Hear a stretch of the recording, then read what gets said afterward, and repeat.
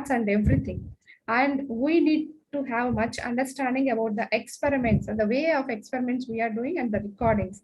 We need to have a thorough idea about the pathologies and lesions which we need to concentrate when we are developing a drug.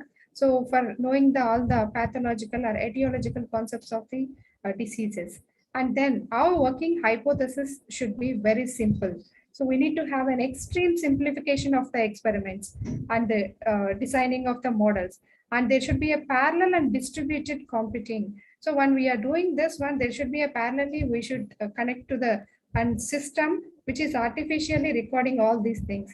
And then we need to concentrate on dynamic systems and learning. This is also very important.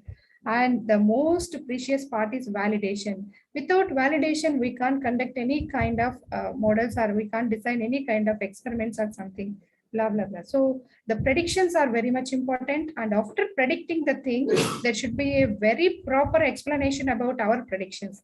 Because I may think in a different way, other researchers may think a different way, but the actual reason and truth will be in a different manner.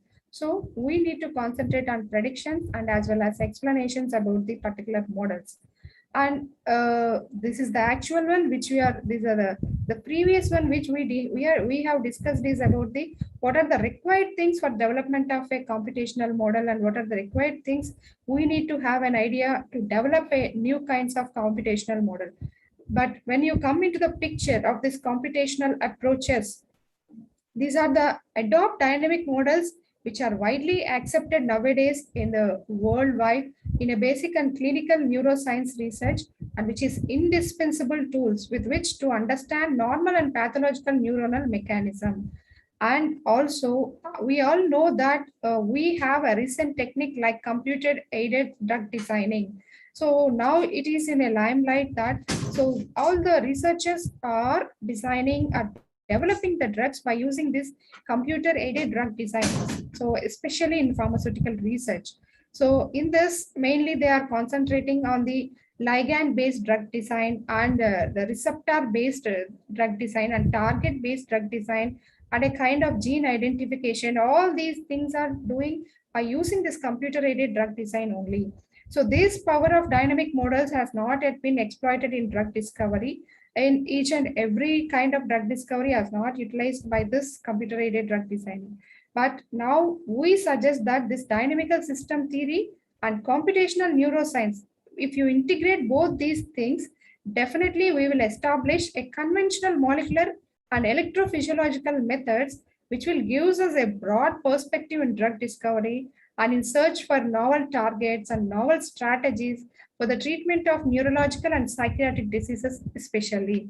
Because majority of people nowadays, they are maybe because of stress life or because of sedentary life or anything, people are suffering from neurological and psychiatric diseases nowadays.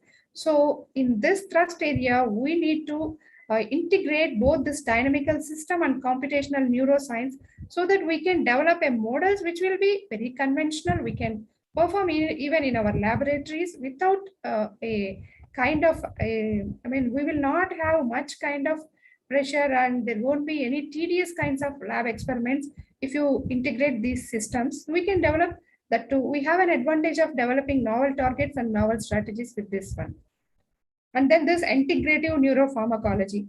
So now we are discussing about this computational approaches, but earlier when it is in a starting stage, like we can say budding stage, in early 2008, 2010, at that time, usually it is named as integrative neuropharmacology, because in this integrative neuropharmacology is mainly like how they introduce this dynamical system. Usually it is a unique perspective with which to investigate the changing activity of the single neurons, neural networks, and neural centers.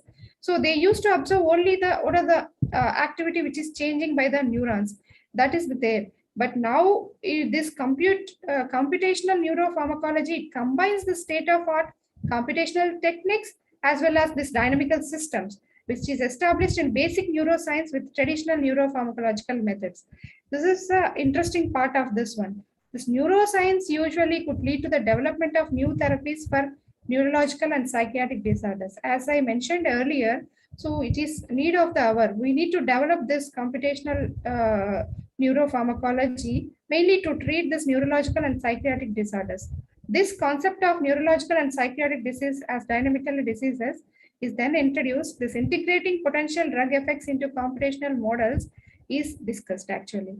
And we want to highlight two potential applications of this computational neuroscience, which is useful in drug discovery. This includes, as I told you, so thus we can find new targets and we can find new methods for treating these diseases.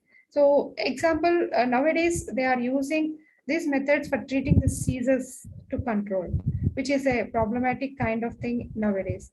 So this computational neuroscience is very much relatively a new discipline which adopts dynamical models in basic and clinical science. I mean, if you want to know what is the goal of this computational neuroscience, mainly it builds the biologically realistic mathematical models and to test how they match and predict experimental data by using these computer simulations. The success of this computational neuroscience is mainly based upon the boosting by single cell recordings and were theoretically strengthened by elaborated versions of this Hodgkin-Huxley equations. These computer models and softwares have developed to analyze and interpret experimental findings, basically. The availability of whatever we are seeing, electroencephalography and this MEG and all this reflects spatiotemporal neural activity together with this hemodynamic imaging such as PET tomography and all these, I mean, functional magnetic resonance imaging, all these obtaining from human subjects only. They fostered the emergence of new modeling techniques that integrate different phenomena occurring in different spatio-temporal scales. So like you say, this is the best example how we have developed in finding the disease in our human beings. Excuse me. Especially with this, we can come to a conclusion that where the exact problem located in a neuronal signs or this nervous system and how we can treat that one, all these things possible by this computerized neuropharmacological science only. And coming to the, as of now, there is development of some models which are available in our world. So the models which are available is, so once a scientist reported that essentially all models are wrong. When he started this development of these computational models, he thought that all the models are wrong. But then slowly he realized that some are useful models available for development of new computational drug designing models in neuroscience. So that is artificial neurons are oversimplified models of biological reality. This we need to accept and believe in this one. These artificial neurons are really oversimplified of our neurons, but some of them can give a fair account of actual behavior. So this is the truth we need to accept.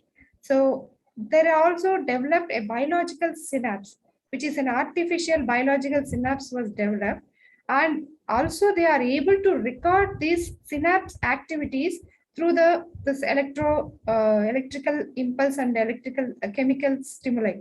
So this excitatory synapse, usually we know they excites like depolarization, influx of sodium ions will happens in the postsynaptic cleft, which will create all the excitatory activities via excitatory postsynaptic potential. And as well, inhibitory synapses inhibits the hyperpolarization through this postsynaptic cell via inhibitory postsynaptic potential. All these action potentials can be recorded with the help of this computerized computational drug designing models of neuroscience. So you can see in that picture, so this is our synapse, right side, you can see, you can observe that synapse. So whatever the electrical impulses or action potentials happening through this excitatory synapse or inhibitory synapse, that we can record in this through in the form of a electrical impulses. We can see clearly how the excitatory is there, how the inhibitory is there, how they are falling, and how the graph is showing us this one. And then another thing, so we can see neural circuits. So these models are well developed actually. So they need to be, come to limelight to utilize by the human brains. So this is neural circuits. So if you observe here, there is a feed forward excitation and then feed forward inhibition. So you can clearly understand that this red color, I mean, represents there is an inhibition in the feed forward, and then convergence or divergence, and then lateral inhibition, and how this are inhibiting once feedback is occurred, and then recurrent inhibition is happening. All these things can be clearly visualized by this the computational techniques. Then, so this is also one of the interesting thing which researcher has developed. So they are developed in such a way that, so they are even identifying the 20 to 50 milliseconds time gap, how the action is producing in the human, I mean, the animal's brain, and how they are reacting for that kind of thing. So if you see, this is the screenshots in an animal experiments, how the animal is reacting for the other kind of thing in this 20 to 50 milliseconds, how it is reacting. So this rank order, most of the information, so this new stimulus is conveyed during the first 20 to 50 milliseconds after the onset of neuronal response. So this, we are able to record all these things also with the help of this computational techniques. And this is one more model, how the thing is happening and what is the circuits are there, neural networks are there between the cells and tissues. The number of neurons and synapses, even in small pieces of cortex, which is very, very immense. So there is a huge innervation. Because of this, a popular modeling has been to take a continual limit and study this neural networks with the space continuous and macroscopic state variables, so which are firing in rate actually. And this is about the visual attention. So how our visual attention is there. So for this also researchers have developed a model.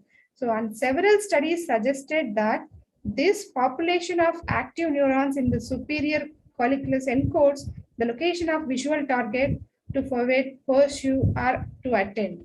So this is also one more model which is developed by this one. And this is very interesting and some kind of I mean, we will have interest in doing all these things. So this is called as a clockwork orange. Means, so we are giving all the inputs to the robot, and even robot could identify the color of the fruit, so which is there in orange color, and we are giving the information in a way like computational, by using computational model. It is able to understand that this is an orange which is present in orange color, and the purpose of this orange is also identified and known by this robot. So using this output of focus map, we can control a robot even. So this is also a kind of computational technique which is developed in the robot about this. That's why this is called as clockwork orange. And then another model which was done by this scientist is plasticity, which is a very important aspect function on physiological function of this neuron. So synaptic plasticity is nothing but it is an ability of synapse which will strengthen or weaken over time in response to increase or decrease in their activity. So this plasticity is very much important for functioning of the neurons. This structural plasticity is a reorganization of synaptic connections through sprouting or pruning. So this intrinsic plasticity is the persistent modification of a neuron's intrinsic electrical properties by neuronal or synaptic activity. Nowadays, researchers are concentrating on this, especially plasticity, both the structural plasticity and intrinsic plasticity. So they are doing all these kinds of things with the help of an artificial intelligence techniques.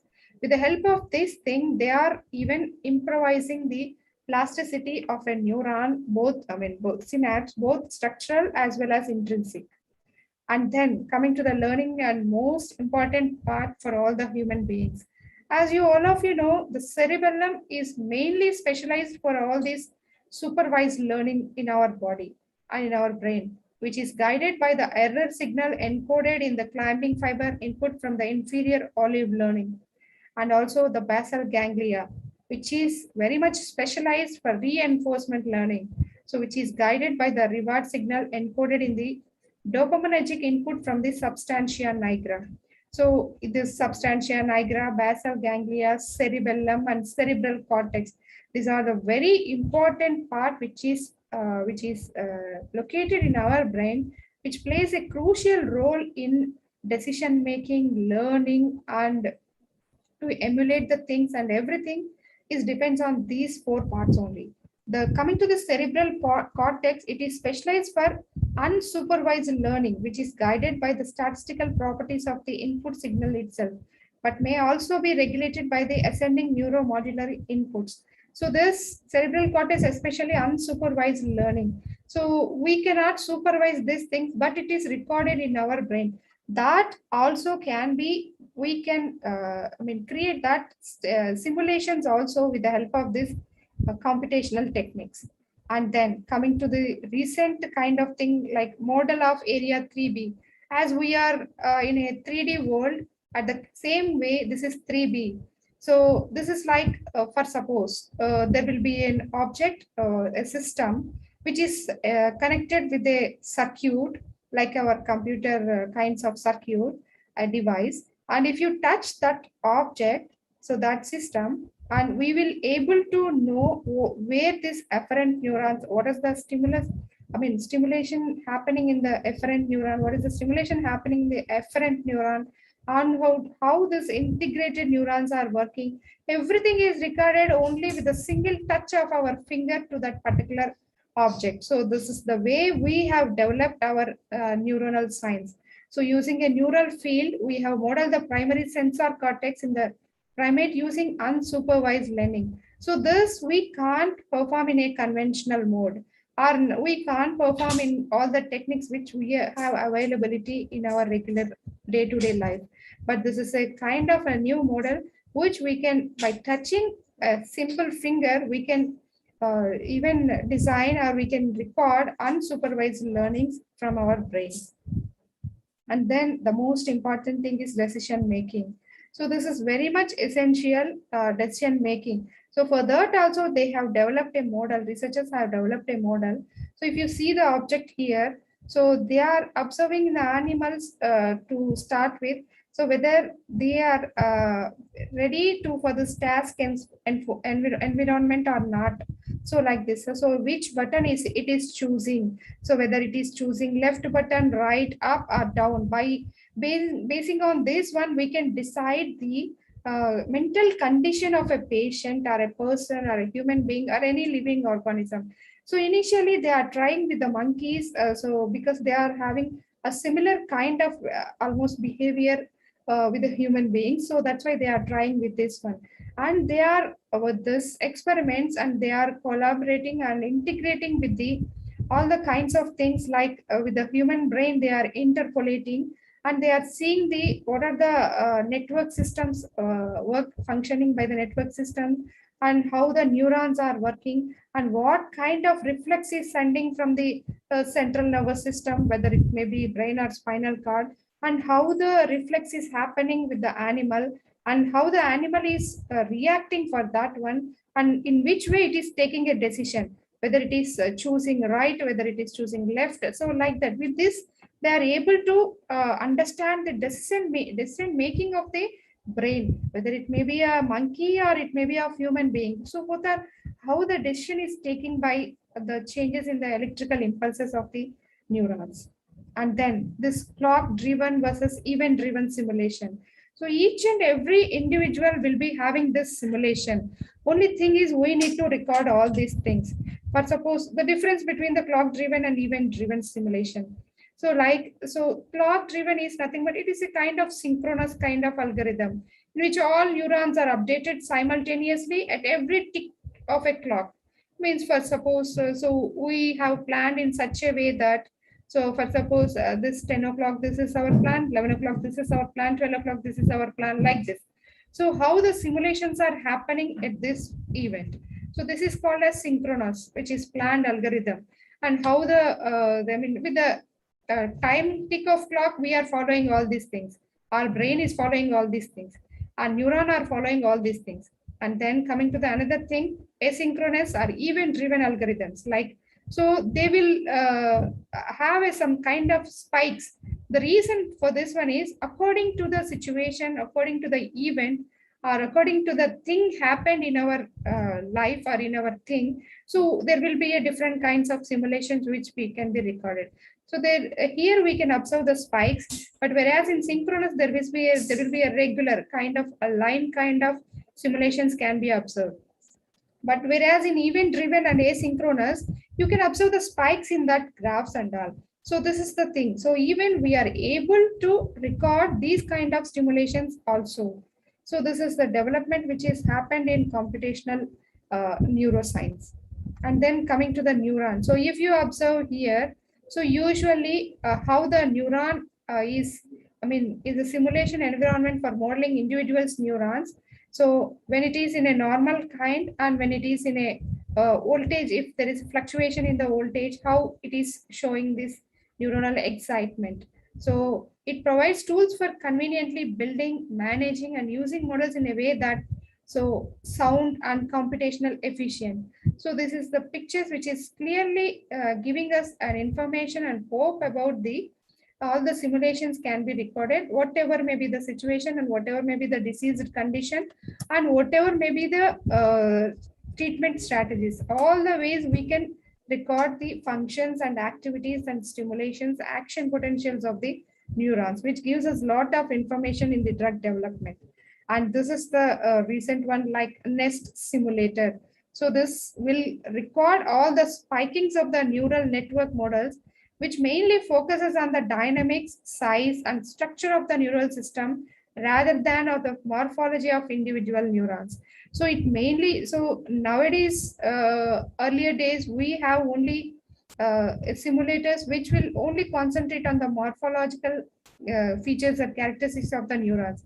But nowadays, this Nest simulator, it mainly concentrating on the how the dynamics are happening in the neuron, like action potential, how it is happening. So depolarization, repolarization, hyperpolarization, all these polarizations are recorded, and how the size is varying of the neurons. But suppose if there is a pathology or lesions or anything is happening in the size of the neuron, that also can be recorded.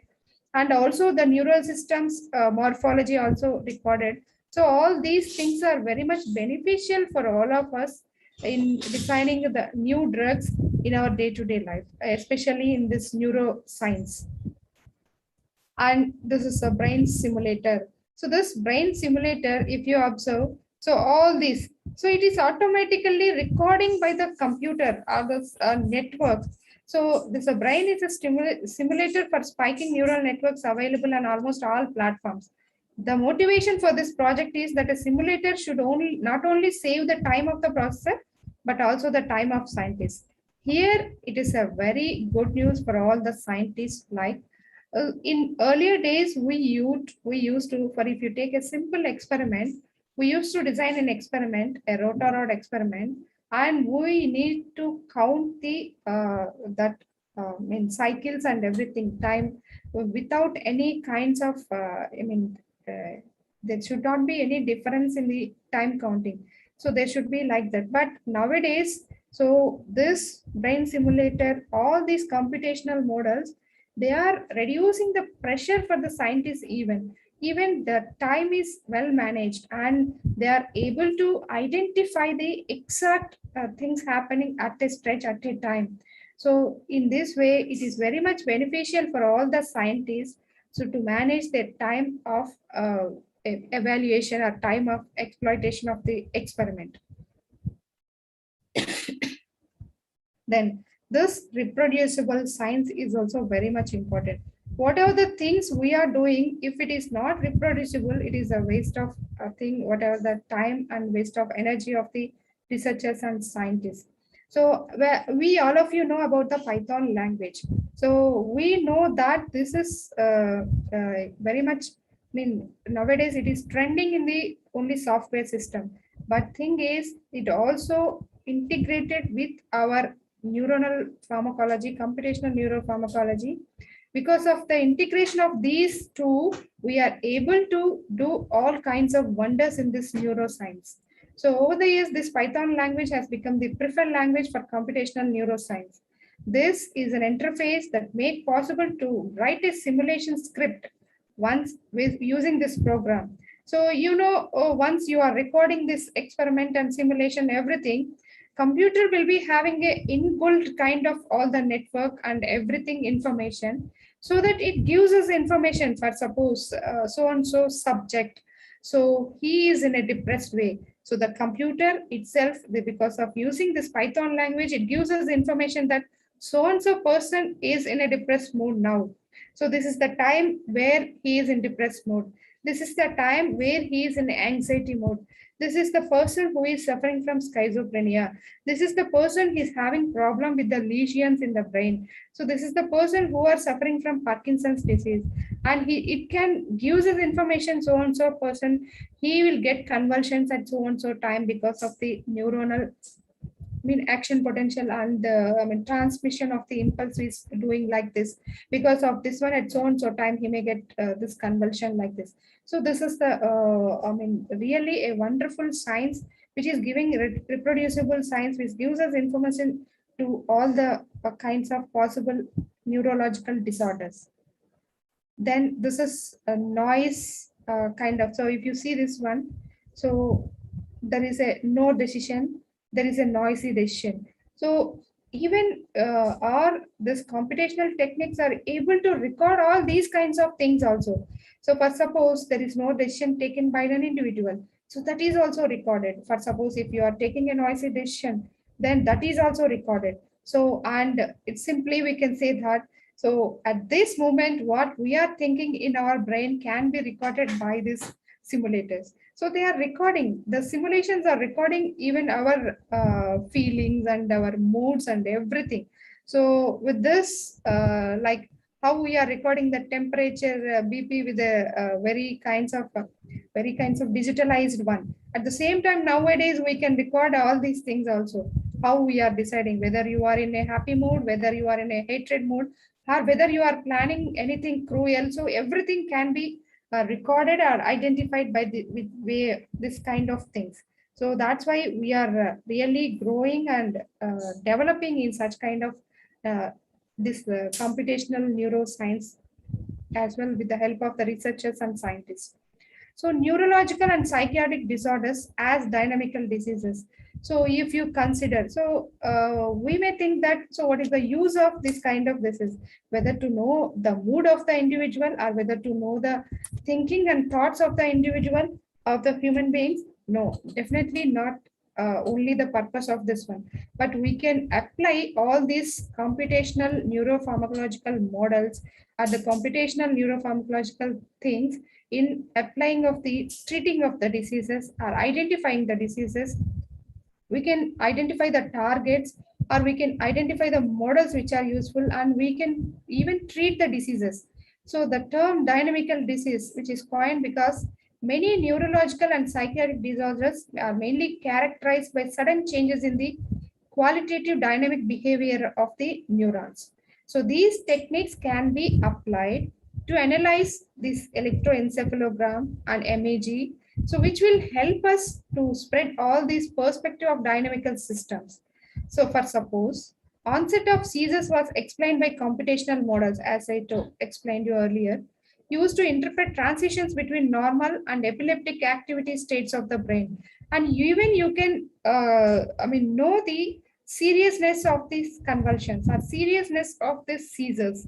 So if you know the seriousness or the worsening of these seizures, we can a little bit cautious and we can be alert and we can treat the patient and we can minimize the damage and problem to the patients especially.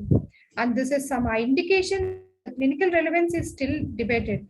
So I clearly mention you that I agree with this statement, like still debate is going on this computational neuroscience models. So though the researchers and scientists are proving so many kinds of things, but as well, a few scientists are not agreeing with this, and there is a still debate is going on all these kinds of models which we have developed so far.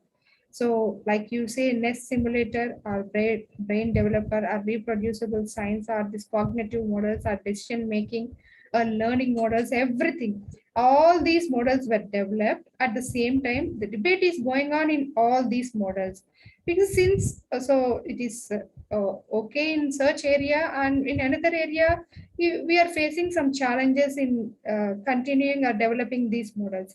So that's why still debate is going on all these models, dynamic models, and especially in identification of the seizures and administration of these anti-epileptic drugs.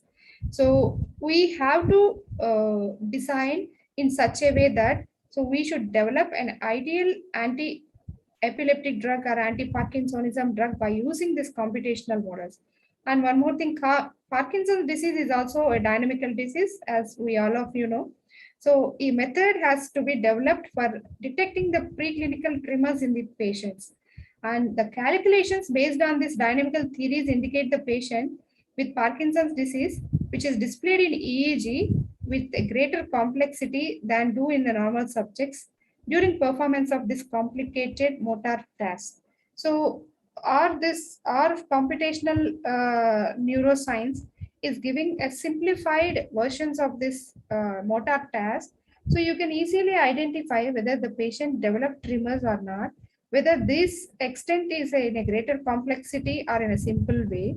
Everything can be recorded or evaluated with the help of this thing. Then there are many other diseases, not only seizures or not only Parkinsonism. So even the schizophrenia and depression, anxiety, Alzheimer's, all these kinds of diseases are identified, and also drug targets are identified, and treatment is identified, and the lesions and pathological cases are identified. Everything we are able to do because of this computational techniques only. There are many other diseases in which the concept of this dynamical models can be applied. So it is a correspondence between clinical and electrophysiological dimensions has been found in the patients with depression. So analysis of this EEG, so scalp EEG, functional computational models have been used to study the level of functional connectivity among the brain regions. So that's why if you able to understand the synchronization of this functional connectivity in the brain, you can easily identify the neuronal activity in the patients suffering from schizophrenia, Alzheimer's disease, and depression. This spatio-temporal development of the process in migraine also is an important thing which we need to concentrate. Nowadays, because of our hectic life and because of our all the pressurized life and this COVID amid scenario, everything is creating some kind of pressure in the human brain. So though the person is a software, or he is an academician, or he is an industrialist, or he is a whatever the profession the person is doing, so they are developing this migraine kind of problems because of the stress basically, and because of this some sinus problems also. All these also can be treated with the help of this one. Nowadays, studies are going on this reaction diffusion dynamic models to treat this spatio-temporal problems in the brain. To understand these diseases better, so we have to develop the models of this brain disorders, and these models should be refined, and we should develop the potential drugs like neuromodulators, and that can exert diverse effects on the dynamic behavior of the neuronal elements. So all these things should include in study of this computational science, especially neuroscience.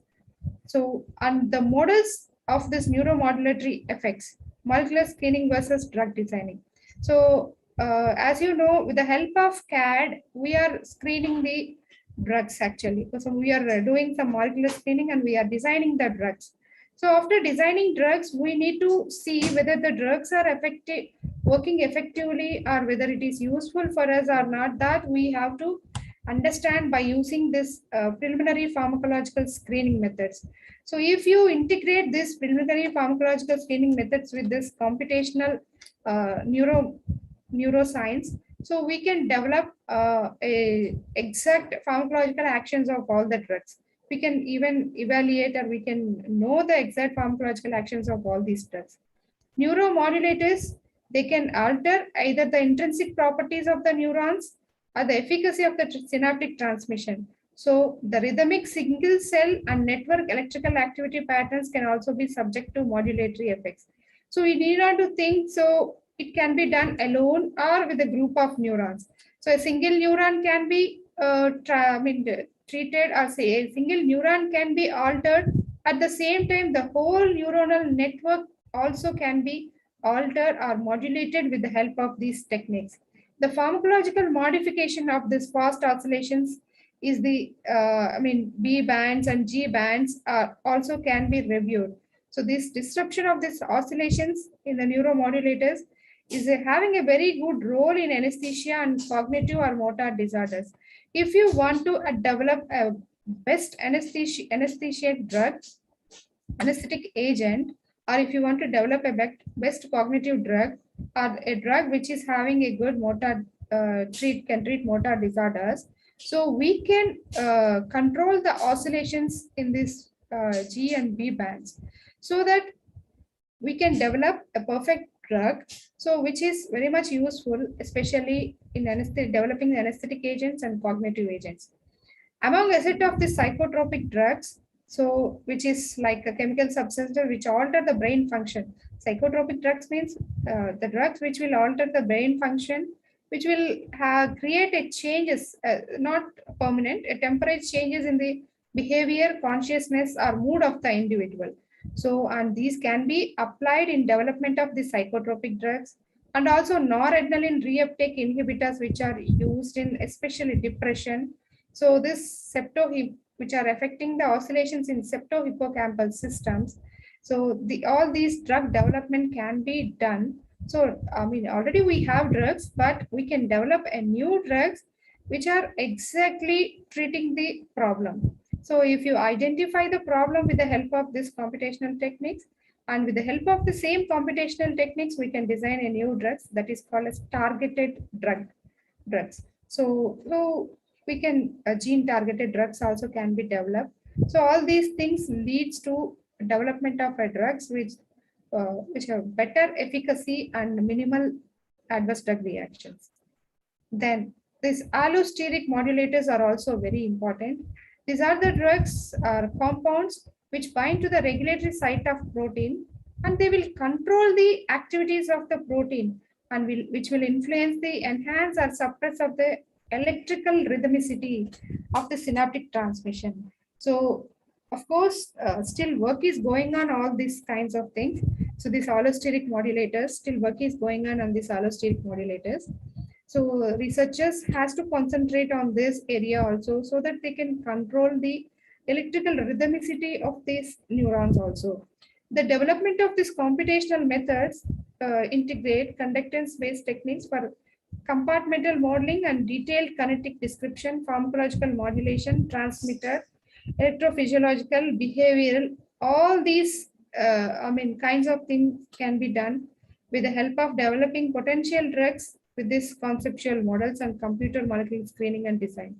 So that we can develop a drug, we can complete detailed study of the drug can be done, like we can read the compartment modeling of the drug, and we can read the kinetic description of the drug as well as the target and receptor, and we can even modulate the pharmacological actions of the drug, and even we can modulate the receptor drug binding interactions also, and even we can modulate the electrophysiological signals and impulses and action potentials of the drug effects also. If you want to develop a computer model drug, if you want to design a drug with the help of this computer model, this is the scheme we have to follow actually. The computer models of the pathological changes and are effective of putative drugs. So if you want to do this one, because of this one, we can develop effective new targets for drugs predicted, and this leads to pharmacological experiments, and this leads to new synaptic modulators or new therapeutic strategies.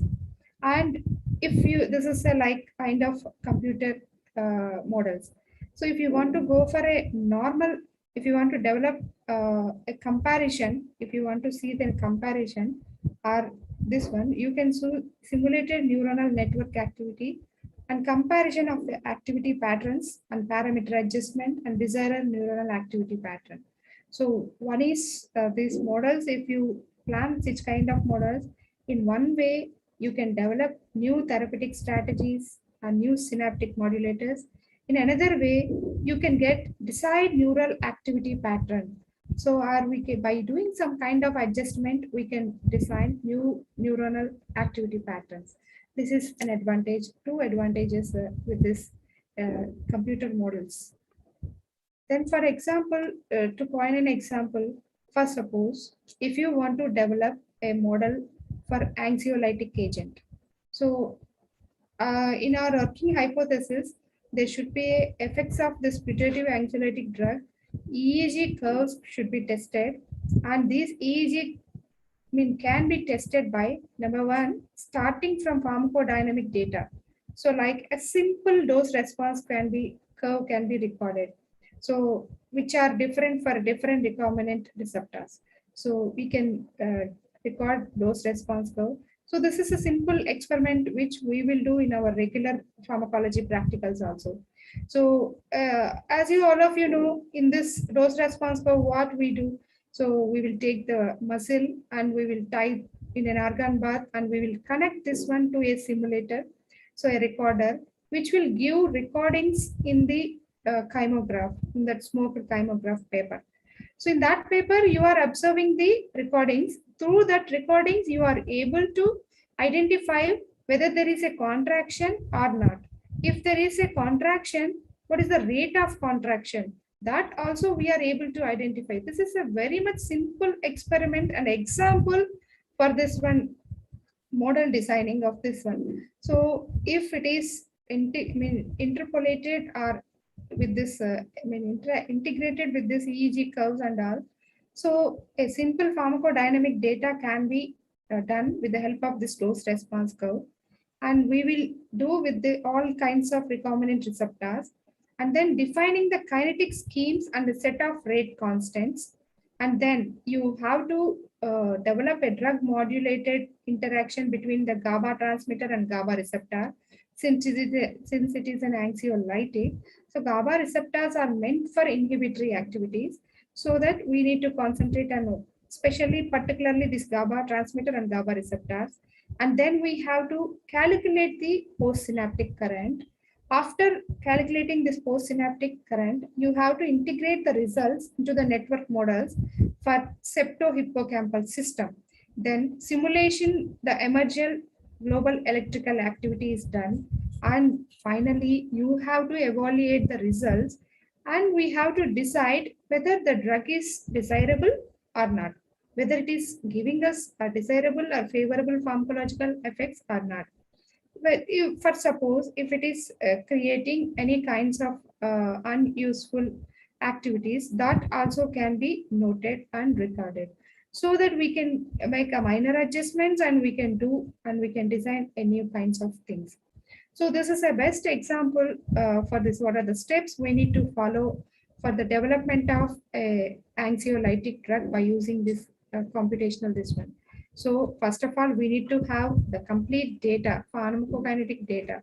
So this data can be obtained for this from the simple dose response curve with the help of a different recombinant receptors. And the second one, we can go for kinetic studies like what is the rate, what is the extent, and what is the bioavailability, what is the kind of thing, everything we can be recorded. And then simulating the drug modulated interaction. So about the receptor and ligand, what is the interaction between the receptor and ligand, then calculating the current, and then finally integrating the results with the models. So finally, we can develop or we can decide whether the results are in a favorable way or not. So this will definitely decreases the tedious part of the tedious laboratory part of the scientists and researchers. So, and there is an accuracy in the time, this one also.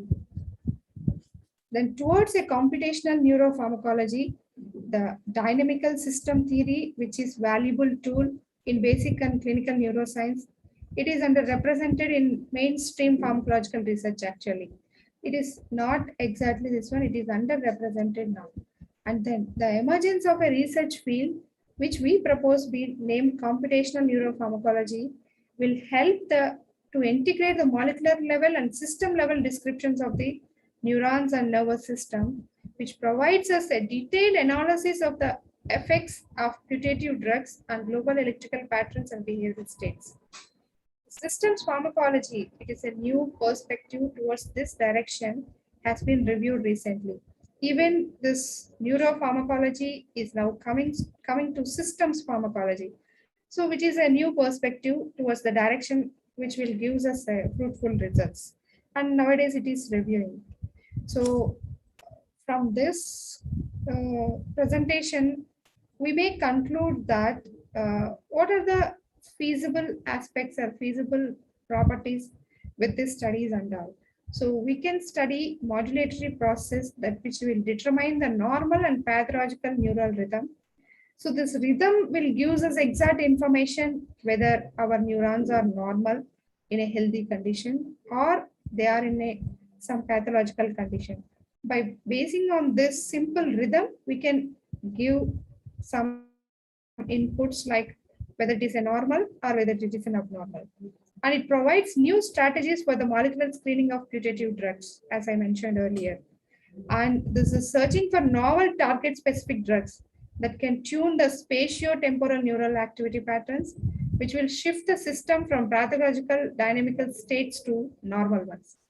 The suggested computational approach is cost-effective, so it doesn't require more space, and there won't be any laborious kinds of experiments, and there won't be any kinds of long time process, and there won't be any kinds of costly, expensive things.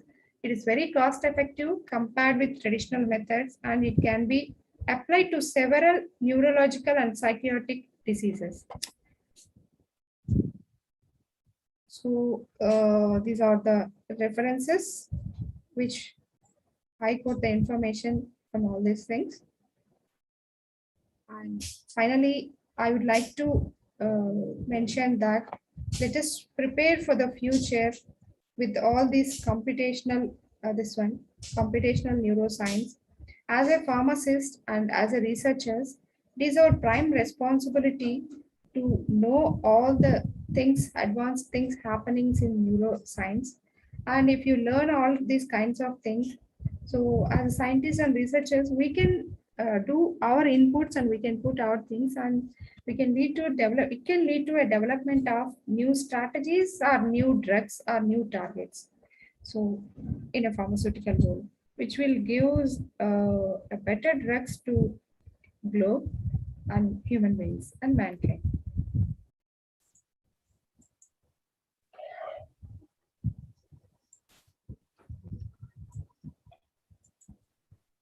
Thank you, everyone. Thank you, madam. Once Thank you, again, madam. I thank everyone for giving me opportunity, especially management and principal and all the staff members. Thank you very much. Over to Anita ma'am. Thank you, Sumalata ma'am, for enlightening an excellent session on the given topic. Your presentation has provided a deep insight about the computational neuropharmacology. Really, the slides were very good looking. Thank you. Thank you once again, ma'am, for a nice presentation.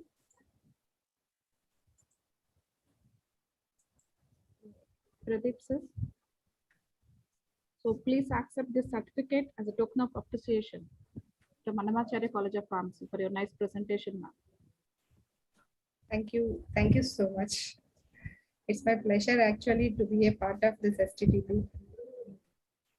Thank you, ma'am. Have a nice day. Thank you. A very blissful morning to the respected speakers and delegates.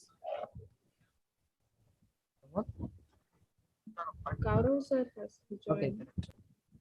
Pradeep sir, sir join here. Deepa madam. Sir, Gaurav sir join here, sir. Okay, 5 minutes join out. Madam, thank you, madam. Sumata madam. Thank you, sir. Thank you. It's my pleasure actually. Seriously. Thank you. Thank you. Actually, nowadays I am not. With your busy schedules also are accepted.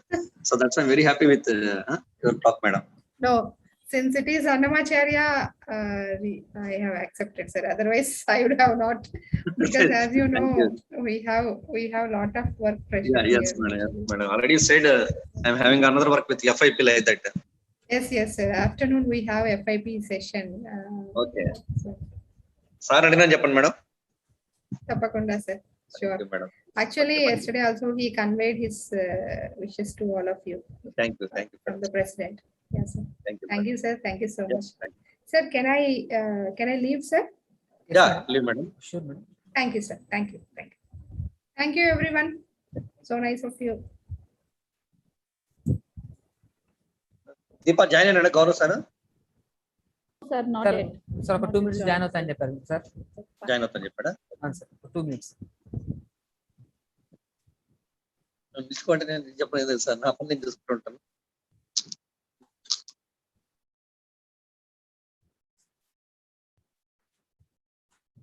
Deepa madam, Pradeep, sir. And you just intimate to the participants, the next speaker will join in a few minutes.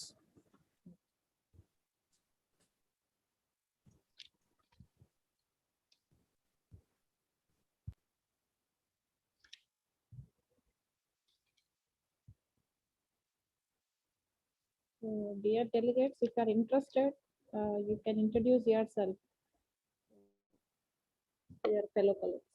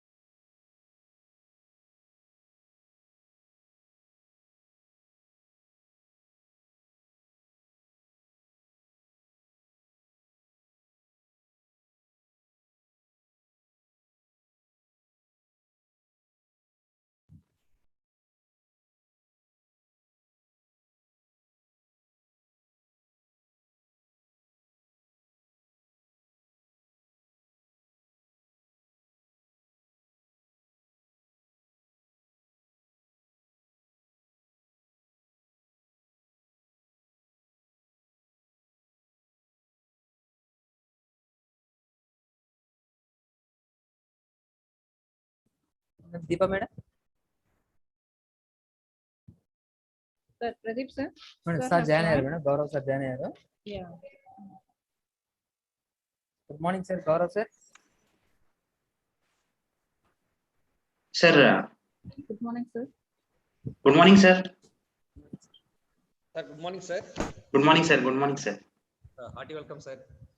Hearty welcome to our. Sir, is my voice audible, sir? Yes, sir. Absolutely. Yeah, audible, sir. Everything fine. Thank you, sir. A very blissful morning to the respected speaker and delegates. Myself, Dr. Deepa, Professor, Department of Pharmacochemistry. Today, I have an excellent opportunity to introduce the most eminent speaker of next session, Dr. M. Gaurav. Sir is currently working as Assistant Professor, Department of Pharmaceutics, JSS College of Pharmacy, Mysore. Sir has cumulative teaching experience of 10 years in various institutes. Has published articles in various peer-reviewed and reputed national and international journals, guided 20 M.Pharm, 8 B.Pharm students, and attended and presented various papers in international conferences. And he has undergone various training programs, which include NSS ETI training, various faculty development programs to enhance the knowledge pertaining to pedagogical skills, current regulations for medical devices, and in vitro diagnostics. Sir also worked as organizing committee member for various national integration camps held at JSS College of Pharmacy. He also plays a pivotal role and responsible for organization of NSS unit, and currently he is NSS program officer. So with this brief introduction, I welcome Dr. M. Gaurav sir to handle the session and deliver the talk. Over to you, Thank you, Gaurav, sir. Doctor. Thank you, madam, for your introduction. And it's my privilege. I thank the principal and organizing committee members of Annamachari College of Pharmacy for giving me an opportunity to deliver a talk on 3D printing. And I also thank AICT for giving me an opportunity. Thank you very much. Ma'am, I'll be sharing the slides. Yes, sir. Yes, sir. You are the co-host, sir. You can share your presentation.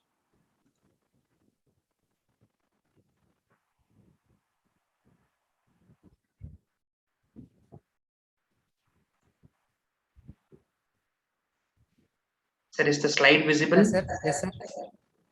Yeah. So, I'll be delivering a talk today on 3D printing and bioprinting, the current trends and future perspectives. Basically, this trend we started at JSS from past 1.5 year, where quite a number of research was going on in 3D printing and bioprinting, as well as in the Western countries. Also in India, a lot of institutes have already started with research in 3D printing and bioprinting. So we have formed a special interest group in the university level, where our vice chancellor has insisted to form small groups, that is called as special interest groups, where you can concentrate on a narrow research so that you can do a lot of research work on 3D printing and bioprinting. So it is usually an initial stage for me also, where we have started with 3D printing, and we have procured a 3D printer in our college. So mainly to understand how basically it works on. So I'll be just giving what is the current trends and the future perspectives of 3D printing and bioprinting in today's talk. Basically, this presentation is solely of my view, and I have used some of the pictures and videos which are on the public domain to make the concept very simple. So to easily understandable, I have taken some pictures from the public domain, and it is of solely of my view. So first of all, let us understand what are 3D printers. Okay, 3D printers are not a very new technology. It is a very old technology dated back to the 1970s itself. But this 3D printing, especially in the sector of healthcare, printing of medical devices, or 3D printing technology in the pharmaceuticals, have just come into existence from the last 5 to 10 years. But as such, 3D printing technology is a very old technique dated back to 1970s. So 3D printing uses basically computer technology to create three-dimensional solid objects. The name itself tells you that 3D, three-dimensional. So the other name for 3D printing technology is the additive manufacturing or the additive process. So basically it uses layer by layer technology. Okay. it is like stacking one upon the other, layer by layer formation will be there in a cross-sectional, horizontal cross-sectional way. And it should be in a computer readable format, so that when you design a particular model, it should be in a computer readable format, and that file will be exported and it will be printed. So it is a layer by layer technology, one upon the other. Okay, layer by layer is nothing but in a horizontal cross section, a 3D image is obtained, and it has an immense possibility of integrating 3D printers with the healthcare network. So before going into what is all about 3D printing, we shall understand a little bit of history of 3D printing.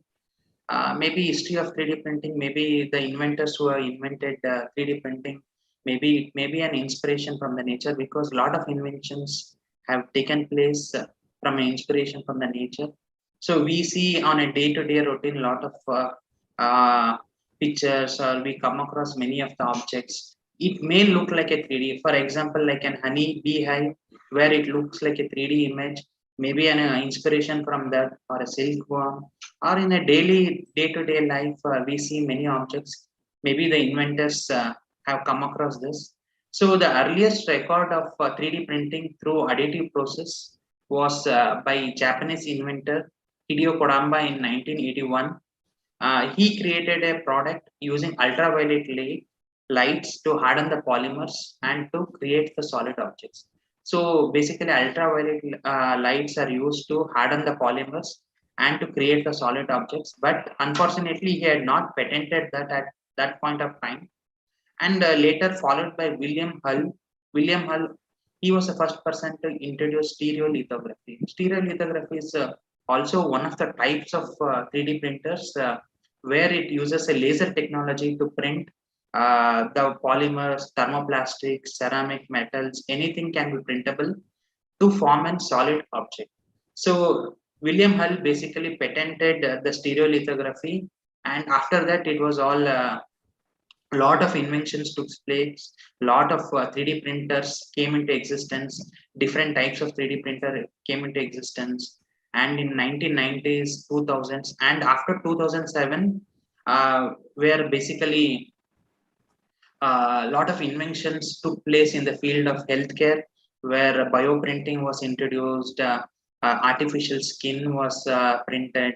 A lot of 3D printing technology, especially in the pharmaceutical, like tablets, capsules, everything was printed. And likewise, the inventions, a lot of research are taking place nowadays. And William Hull invented it was a stereolithography. Stereolithography is a technique where to create similar versions of the object so that they can be tested before spending time and money and on creating the actual product. Means smaller versions of the objects are created before going for the actual product, so that by we do not waste a lot of time and money. So before creating the actual product, smaller versions are created, and it is printed, and the object is printed layer by layer. See, you take any printer, 3D 3 dimensional printer mechanism is nothing but it is printed one upon the other. It is layer by layer technique in a horizontal cross section manner. So with this introduction, I'll go into how 3D printing is done, what are the processes involved in 3D printing. So, sir, how actually it is 3D printed? Basically, it involves 5 steps or 5 stages of printing. One is design. The design is nothing but design. The concept can be given by any person. It may be a lay person also. If you take a doctor, if he has any idea in his mind, he can give a concept to a designer. Or if a pharmacist want to design any tablet or capsule, he can give his idea to the designer. So a designer will correlate with the ideas or the concept given by the physician or a clinician or a pharmacist, and the intended product design is digitally rendered, and designs can be rendered in a 3D print with a computer-aided design software. So you have to convert that into a CAD software. Number of CAD softwares are available. So the design is put, design is developed by a designer, and that design has to be converted into a computer readable or a machine readable format. Because it has to be printed, you have to convert design, means whatever the idea or the concept given by the physician or a clinician or a pharmacist, that idea the designer will give a proof of concept, and that proof of concept has to be converted into a machine readable format. So that machine readable format is called as the STL file format, or it is also called as the stereolithography format, or the standard tessellation language. It is also called as the standard tessellation language. So it has to be, the design has to be converted into STL format. So this is a standard, whatever the 3D printer you take it, the design has to be converted into an STL file format. The second step is conversion of the design to a machine readable format, which describes the external surface of a 3D model, and 3D printing programs slice these surfaces into distinct printable layers. Distinct printable layers, as I told, layer by layer in a horizontal cross sections, it will print and transfers layer by layer instructions digitally to the printer. From the STL files, it is exported into a particular CAD software, and from the CAD software, it is printed. So softwares can automatically suggest where to print the support material to provide scaffolding for the in-process print. So this is the second step involved. The third step is the raw material processing. See, different types of printers use different types of raw materials. Some of the printers uses only the filament type of raw material. Some of the printers use only the resinings. Some of the printers use only the binder solutions. So depending on the type of the object to be printed, type of the material to be used, based on that concept only a different or a selective 3D printer is selected, and finally it is printed. So the third step involved is a raw material processing. So raw materials may be processed into granular form or a filament. So it can be, some of the printers are available in the powder technology. It is a powder, and the powder is printed layer upon the layer, especially in the case of tablets, capsules. It is the powder technology which is used. In case of filaments, any of the medical devices to be printed, or any of the stents, implants can be printed using the filament type, where thermoplastics are basically used. Even ceramics or metals are also used. Metals like the titanium also can be used, especially for the orthopedic implants or binder solution to facilitate the printing process. So the third step involved is the raw material processing.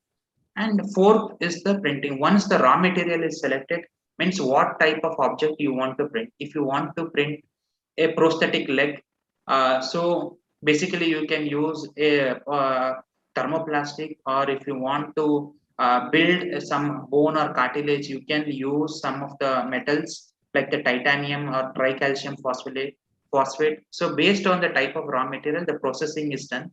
Once the raw material is selected, next is the printing stage. So printing raw materials are added onto the printer and solidified in an automatic layer by layer manner to produce the desired product. So raw materials are added and finally it is solidified. So solidification can be done by many of the techniques are there. One is by UV technique. UV lights are used to harden the objects. Otherwise, laser technology can be used, or an hot extruder can be used to harden the objects. There are many techniques available which I'll be discussing in the further slides. And the last one is the removal and the post processing. The removal and the post processing is once the 3D object is printed, a lot of rough surfaces are formed. Some of the uncured portions will be there, where you need to process it, so that you have to remove the support structures, so that the flexibility, rigidity of the product is maintained. At this stage, the unprinted material may be harvested and recycled for continued use in the printing process. So basically, these are the 5 stages of printing. One is the design stage. The second stage is converting into a machine readable format. The third is raw material processing. The fourth step is the printing.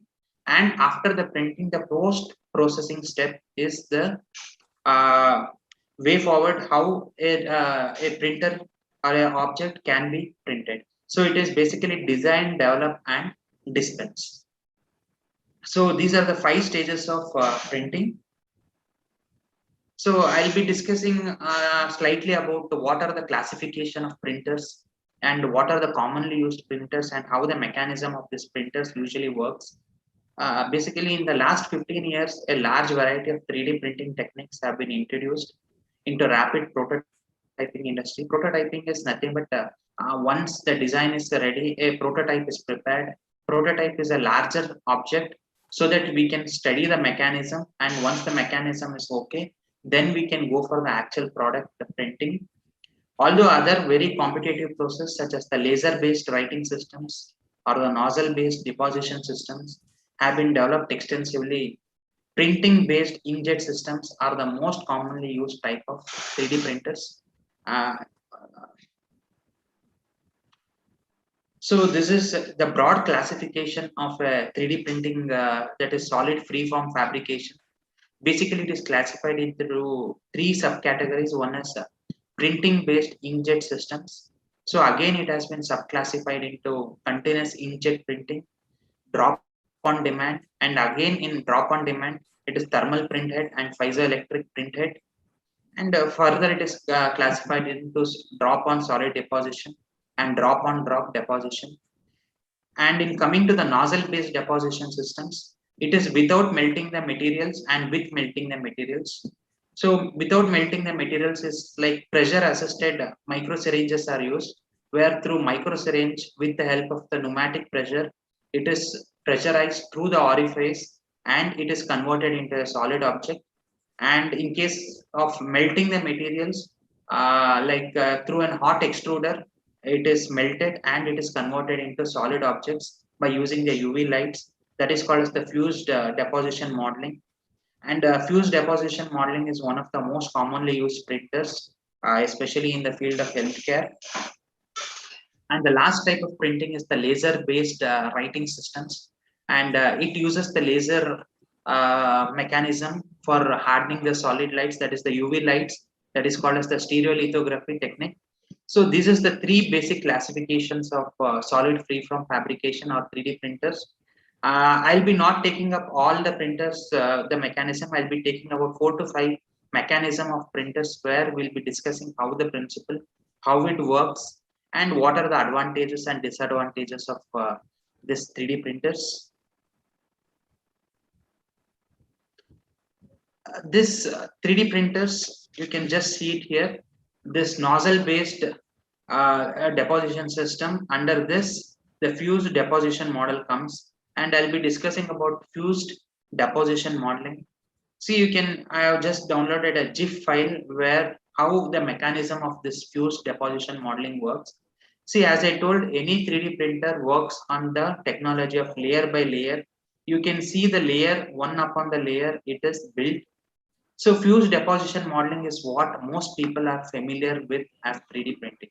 Okay, it is the most commonly used printers, not only in the healthcare sector, but in the other sectors also.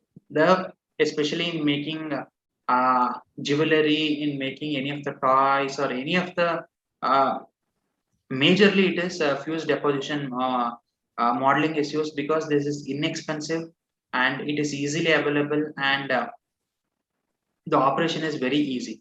Fused deposition modeling is what most people are familiar with as 3D printing. It involves a plastic filament being fed through an hot extruder. See, the only requirement of a raw material in case of a fused deposition modeling is the filament. You can see a filament here, a color filament is there. It can be thermoplastics, it can be metals, it can be ceramics. Okay, depending on the type of the object to be printed, you can use the type of the filament. So basically, thermoplastics are commonly used in the pharmaceuticals. So this filament will pass through the extruder. Okay, this is a hot extruder. And when it passes through the hot extruder, the filament gets melted and it will take up the shape, desired shape according to the machine readable format. And using the UV light, it is printed. So this is it involves a plastic filament being fed through a hot extruder to create each layer of the model. If necessary, support materials are printed as well, building up of the model, the print head. So this is a very easy technique. You can see the support structure. As I told, the support materials is nothing but while printing a particular object, some of the materials may break away. So you need to create a support structure in the STL file itself. STL file is the machine readable file only. You have to create these structures so that it will be supported until the whole of the object is printed. So you need a support structure to completely print an object. So once the whole of the print is complete, the post processing can be done. Post processing means you can remove this supporting structure by cutting off and finally polishing it and giving a nice finishing to the object. So this is how the mechanism of fuse deposition modeling works. So you can see it here how fuse deposition modeling, you can see one upon the other how it is through an art extruder, it has been printed layer by layer. What are the advantages and disadvantages of fuse deposition modeling? Is one is it is relatively expensive. Inexpensive means even a basic 3D printer of FDM, that is fuse deposition modeling, starts from around 25 to 30,000. So it is quite inexpensive. The only consumable are the filament rolls. So you do not require any resinings. Resinings in case of stereolithography, which I'll be discussing in the further slides, where the resin ink is very expensive. 1 liter of the ink cost you around 25,000 rupees. So whereas a filament rolls, you do not cost much like a resin ink. So that is one of the advantages. The consumable are the filament rolls, and the filament rolls are available from a wide variety of sources. There are many vendors who are there to supply, and wide variety of selections are available. And polymer filament rolls can include a variety of fillers. You can print using a ceramic filaments, metal filaments, carbon fibers. These are the things what you can print through an FDM. And filament rolls come in a variety of colors also, and it saves on finishing time, and removal of piece from the print bed and support materials is relatively easy. Means once it is printed, it can be easily removed, and the support materials also can be easily removed. Whereas in stereolithography, it is quite difficult to remove from the substrate or the base plate. So these are some of the advantages of fuse deposition modeling. And coming to the disadvantages, it is having a poor resolution when compared to that of stereolithography. And resolution is based on the nozzle size. And you can see a lot of rough surfaces are formed, and a lower bonding force between the layers. And strength is low strength when compared to that of stereolithography, and can more easily break along layer lines. And weight of upper layers can cause shifting to occur. Okay, the weight of the upper layers can cause the below layers shifting, or it gets queued up. So support materials are generally not reusable and producing a lot of waste. Means whatever the support structures are given during the printing, and once the post processing is done and the support structures are removed, that cannot be reused at all. It is a waste. So a lot of waste is produced, and these are some of the disadvantages of fused deposition modeling. Coming to the next technology,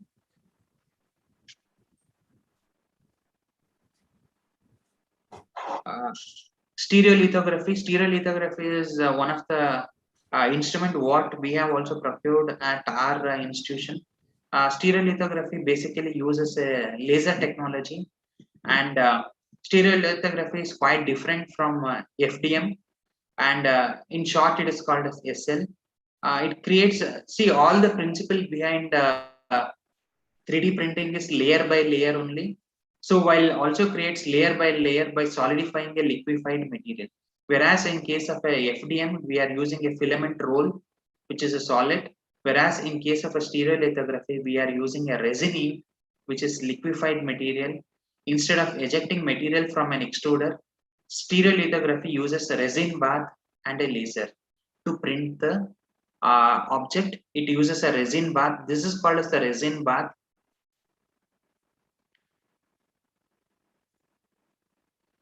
This is called as the resin bath, and it uses the laser technology to harden the objects. So basically it contains the resining. This is the resining, and it uses a resin tray, and it uses the laser technology to print. So a platform sitting in the resin bath is lifted to just below the liquid surface, leaving a thin layer liquid, and the resin layer consisting of a curable photopolymer is then exposed to focused laser light, and the laser traces out the layer, hardening the resin material into the solid. The principle is very simple. Once it is in the STL format, it is exported to a machine readable format. The laser identifies the resin to be printed, and the laser light is focused on the uh, resin material to be printed, that is the exposed layer, and the resin material into a solid. Once the layer is complete, the platform is lowered to allow a new layer of liquid resin to cover the next layer. So this process is repeated one above the other, and the laser technology prints one above the other in the resin tray. So just I have taken an example here. Eiffel Tower is printed. You can see here the bottom of the resin. It prints from the bottom to the top end. So once it is complete, the model is removed from the bath, and it is placed in the isopropyl alcohol to remove any excess uncured resin. Means some of the uncured portions will be there. It should be dipped in an isopropyl alcohol solution. It is called as the foam wash, where it is dipped and the uncured portions are also hardened. Some of the portions may remain soft. So in order to cure the portions, what we do is we dip it in an isopropyl alcohol solution so that it gets cured off at a particular temperature, and it is kept for about 40 to 45 minutes, and any support structures are also then removed. Even for the stereolithography also you require a support structure. Okay, but this principle basically works on the principle of laser light, where you can see the printing how this is the resin tray where the resin ink is embedded here, and with the help of the laser tray and in the computer in the machine readable format, it gets printed along with the support structures, and support structures can be removed off later on. So this is an example of an stereolithographic equipment. This is Formlabs. Formlabs is one of the 3D printing company from the US based company where they manufacture 3D printers. And stereolithography is having a lot of applications, especially in dental applications. So many of the research institutions, especially in the Western countries, even in the Indian institutes, especially in the IASS, Indian Institute of Science, especially in Sri Chitra Institute in Tamil Nadu, many of the institutes are doing a lot of research, especially in dental applications using Formlabs. This is a stereolithography equipment, and this is the ink resin. This is the resin ink, and this resin ink has a capacity to store about 1 liter of ink. And the disadvantage of this resin ink is resin inks are available in only one color. In case of stereolithography, there is another instrument by name Polyjet. Polyjet is an instrument which is manufactured by Stratasys. There is a company by name Stratasys which manufactures an instrument called a Polyjet. Polyjet, where different types of resins can be mixed and different colors of resins can be mixed and it can be printed. But in case of stereolithography, only one type of resin can be printed, either the gray resin or the blue resin. Here you can see it is only the blue resin which has been used. So a lot of dental applications, especially you can see here how the STL format is there. Maybe on reconstructing of a particular tooth or a whole of the dental denture can be printed. You can see a lot of dental printed teeth, a single teeth or whatever pre-surgery models can be developed, and even the students can do a lot of research, can do a pre-surgery on that, and then they can perform the surgery. So a lot of applications are there using a stereolithography, that is crown and bridge models, orthodontic models, digital dentures. All these applications can be manufactured using a stereolithography. Coming to the advantages and disadvantages of stereolithography, The advantages, it is very highly accurate. You will get a very smoother models, but whereas in FDM, you do not get a very smoother models. You get rough surfaces and less likely to break along layer lines, where in case of FDM, some of the structures tend to break, whereas in stereolithography, since it is laser hardened, the structures becomes very hard. You get a very finer detailing done, and excess uncured resin is also reusable. The disadvantages, resin choice is very limited. As I told, only one type of resins can be used. Whereas in FDM, different filament rolls can be used, and resins are only available from the manufacturers. There are only few number of manufacturers in India also where the resin ink has to be purchased, and the resin ink is quite expensive. It costs you around 20 to 25,000 per resin ink, and models are limited to one color at a time, and printed supports not reusable, producing a lot of waste and a higher cost than the FDM. It is quite expensive than the FDM. Whereas a stereolithography, an instrument like this, stereolithography cost you around 8 to 10 lakh rupees. Whereas an FDM cost you around, the starting price of an FDM is basically starts from maybe around 25,000 rupees. And this is quite expensive stereolithography. And resin tanks and build platforms need to be replaced. Annual maintenance should be done because a lot of maintenance are there, and generally slower than the FTM. The one of the major drawbacks of stereolithography is it is very time consuming. To print a small object also, it takes about 2 to 3 hours, because it takes about 45 to 50 minutes for printing the object. Then you have to cure the uncured portions, that takes around 40 to 45 to 50 minutes. So a lot of time it consumes. That is one of the disadvantages of stereolithography, and a large scale production cannot be done because it is time consuming, and converting into a commercial model is very difficult. So what we can do is, patient specific models can be done in case of stereolithography. Patient specific models can be studied in case of stereolithography. The next technique is the laser sintering technique. Laser sintering, as the name itself tells you, it also works on the similar principle of UV lights. It uses a laser to draw out the 3D model layer. But the only difference between a stereolithography and a laser sintering is, stereolithography technique uses the resining, whereas the laser sintering uses the powder.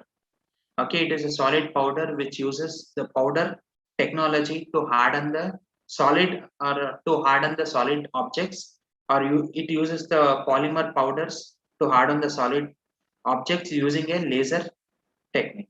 So basically, it uses a laser to draw out each 3D model layer. However, the laser sintering uses powder instead of the resin, and the layer of powder is leveled across the build tray.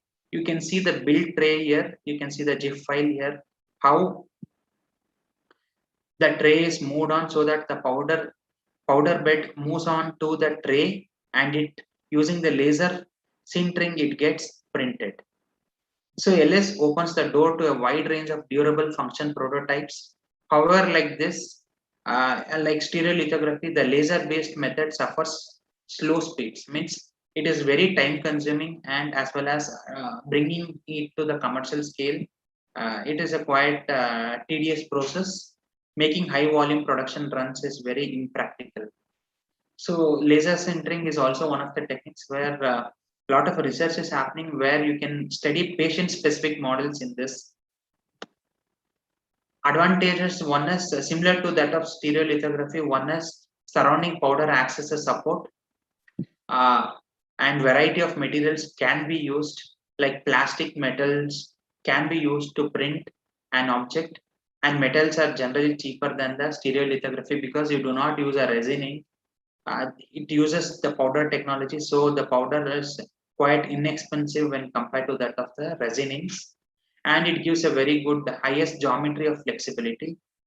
And the disadvantages is, uh, it also has a very limited powder choice, and parts are limited to one color at a time. You cannot use different powders or different colored powders at a time, and based on the powder polymer color, The printed supports are not reusable, producing a lot of waste.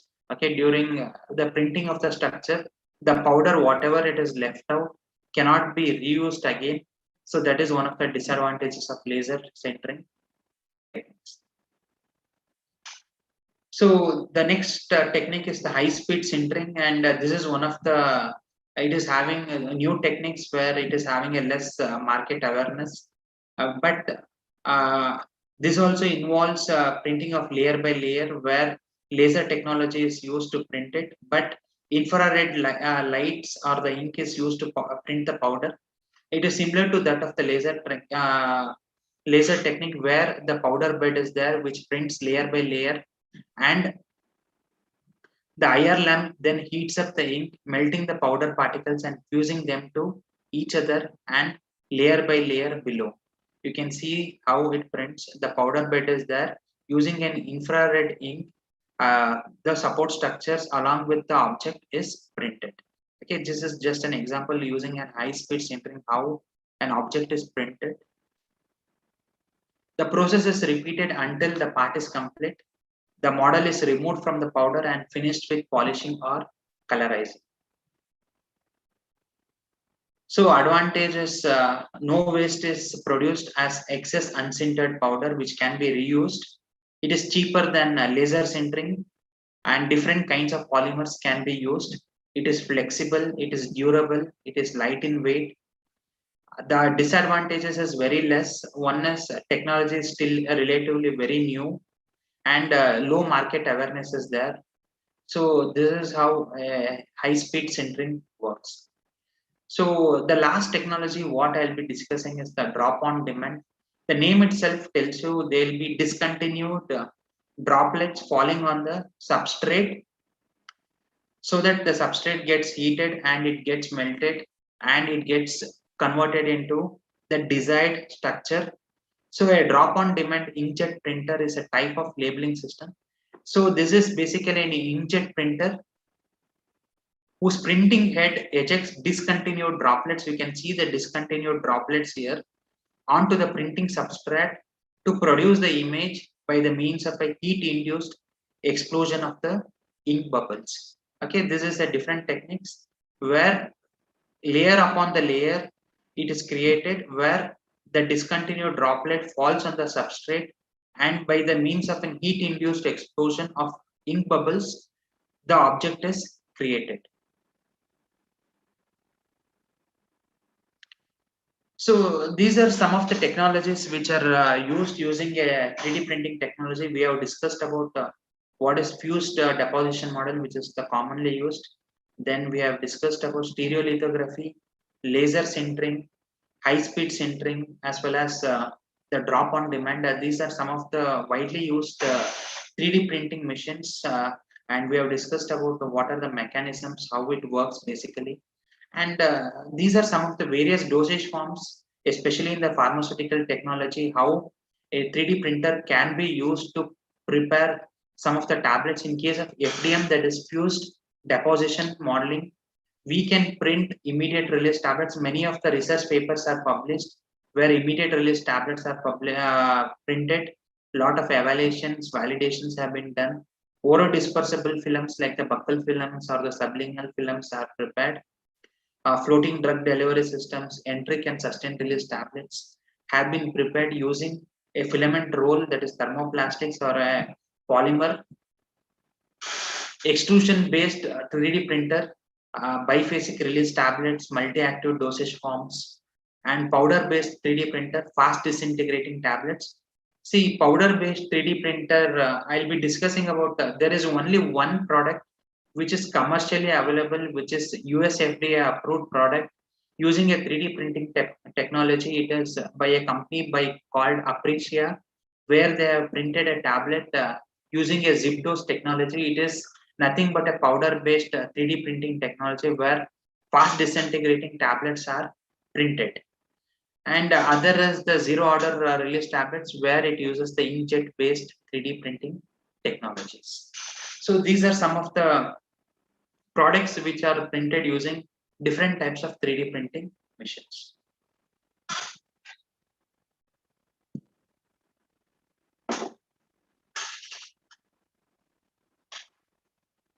So as I told, there is a product by name Spiritam.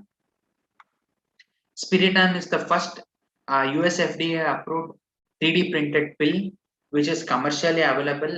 Spiritam is basically, it contains a drug called as levetiracetam, where it is used in the treatment of epilepsy, where a large dose of the levetiracetam can be printed.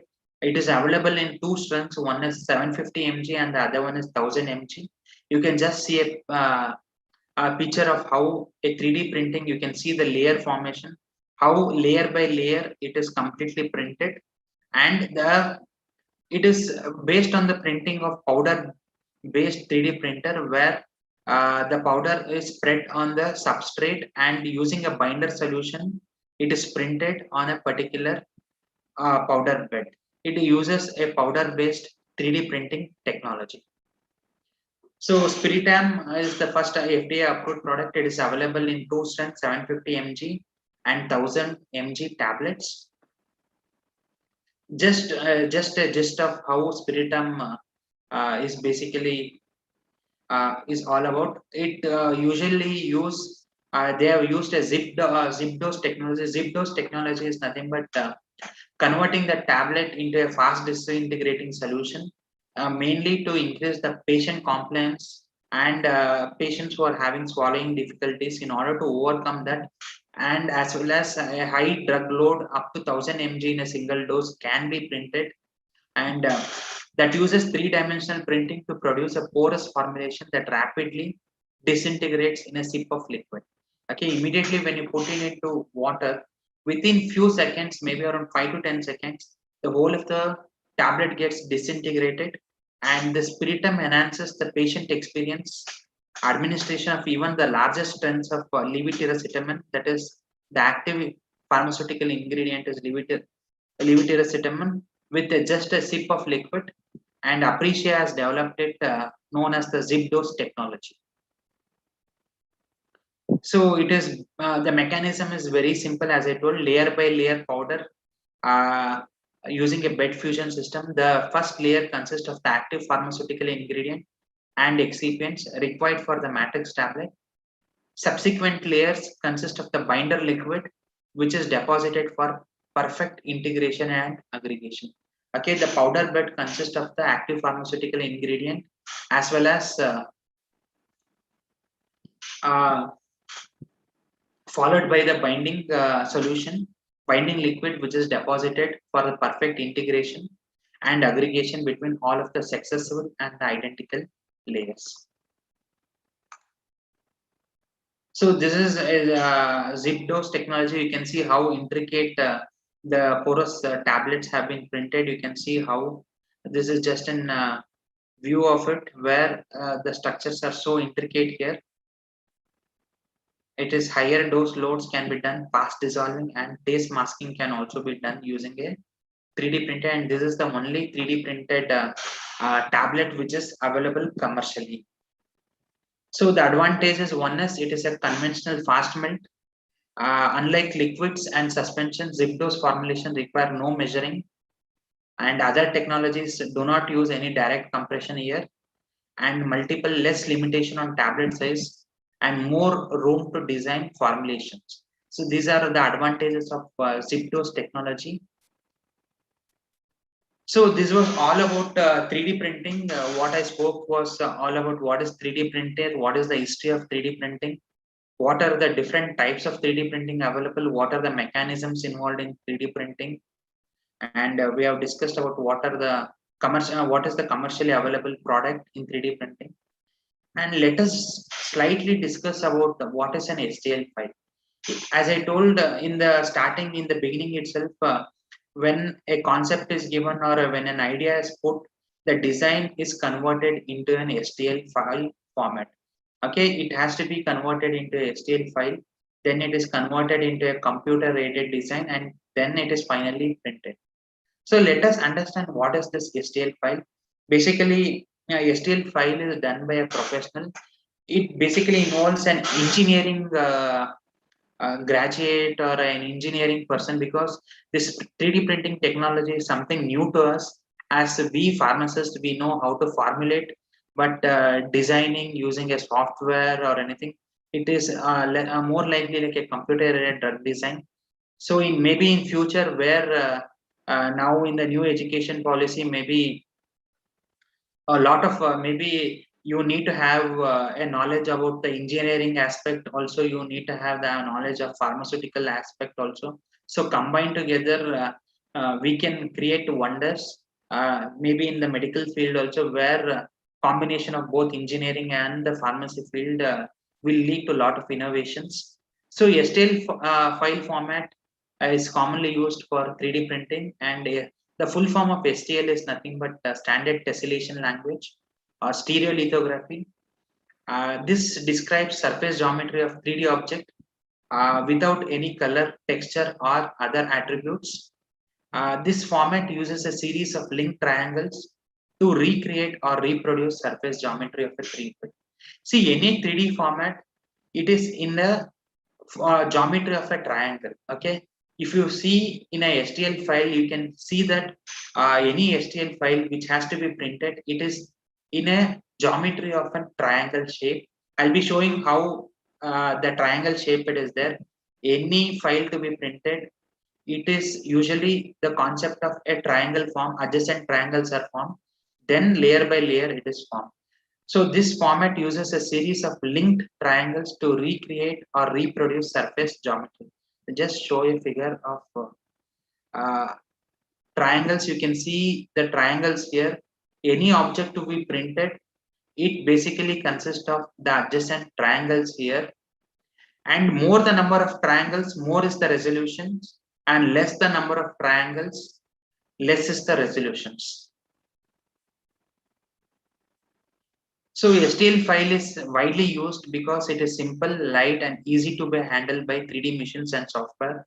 So basically, if, as we as researchers, if we have any concept in our mind, if you want to print any of the medical device or a pharmaceutical technology, you can go for an 3D printer or a professional who is an expert in 3D printing. You can just give him his your concept. He'll come up with a proof of concept, and he'll also create an STL file. Or if we are really interested how to develop an STL file, you can attend many of the workshops which is available in an online format also, or offline also. Many of the workshops are available where you can maybe around 1 or 2 day workshop where you can learn how to create an STL file. Then converting that into a CAD software, and then finally printing a particular object can be done. But there are certain limitations of the STL files also. Although STL is the most widely used file format for 3D printing, it also has its own limitations. Whereas it understands only the external surface and the shape of the 3D model. Whereas the internal intricate designs, if you want to design it, very intricate designs, sometimes the STL files will not understand the internal designs, and it will be very difficult to print it. The second biggest problem in case of STL files is the gaps and the overlaps joining the surfaces in the models are not correctly drawn. So that is one of the problems. One is very intricate designs. Only the external surface in the shape of the 3D models can be printed very accurately, whereas very intricate designs are some of the limitations. And furthermore, information such as color, internal structure, texture, and or attributes that a CAD file holds may not be included in the STL file. So once the STL file is ready, I'll be showing how an STL file looks also.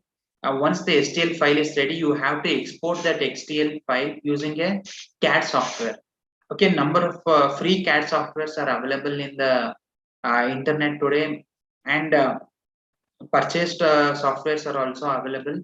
So once the STL file, the design or the proof of concept is made ready using a STL file, it has to be converted into a CAD software using a CAD software.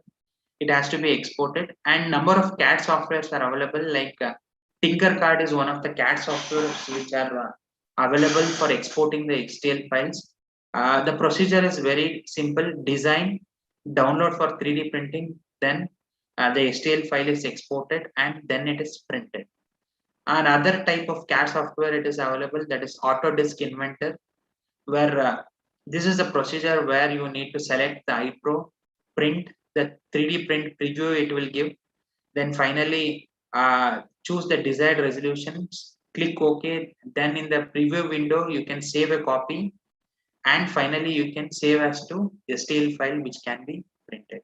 So the other STL files, that is SketchUp is there, SolidWorks is there, Tinkercad, Autodesk. These are some of the available CAD software for exporting the STL files.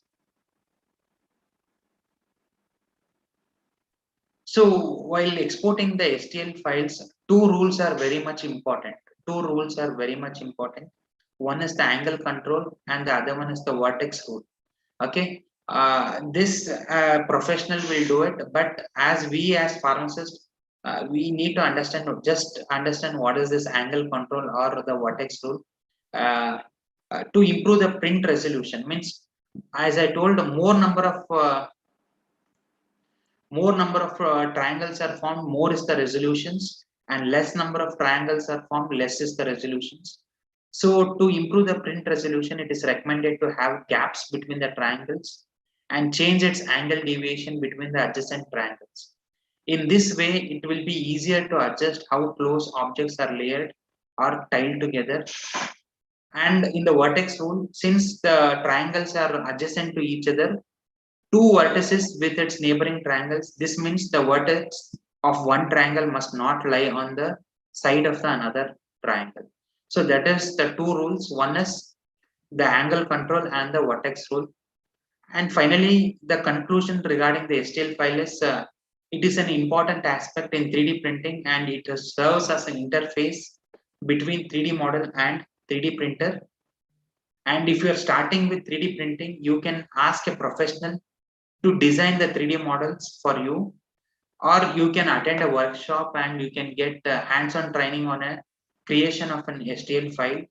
A reliable 3D printing service company can provide services for 3D design, and you can print a model. See, for doing a research, it doesn't mean that you have to purchase a 3D printer or anything like that. You can attend a lot of workshops. Workshops are available online. You can attend that workshop. You can create an STL file, and many 3D printing printers are available. Many professionals are available in many of the major cities where you can approach them, and they'll print you at a very reasonable cost if you have any proof, if you have any ideas or concept in your mind.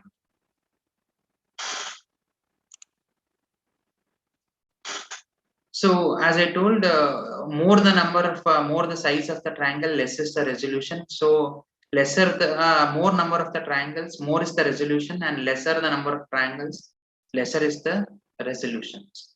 So as I told, the chord height and the angular tolerance is the most important thing. Means the triangle formation.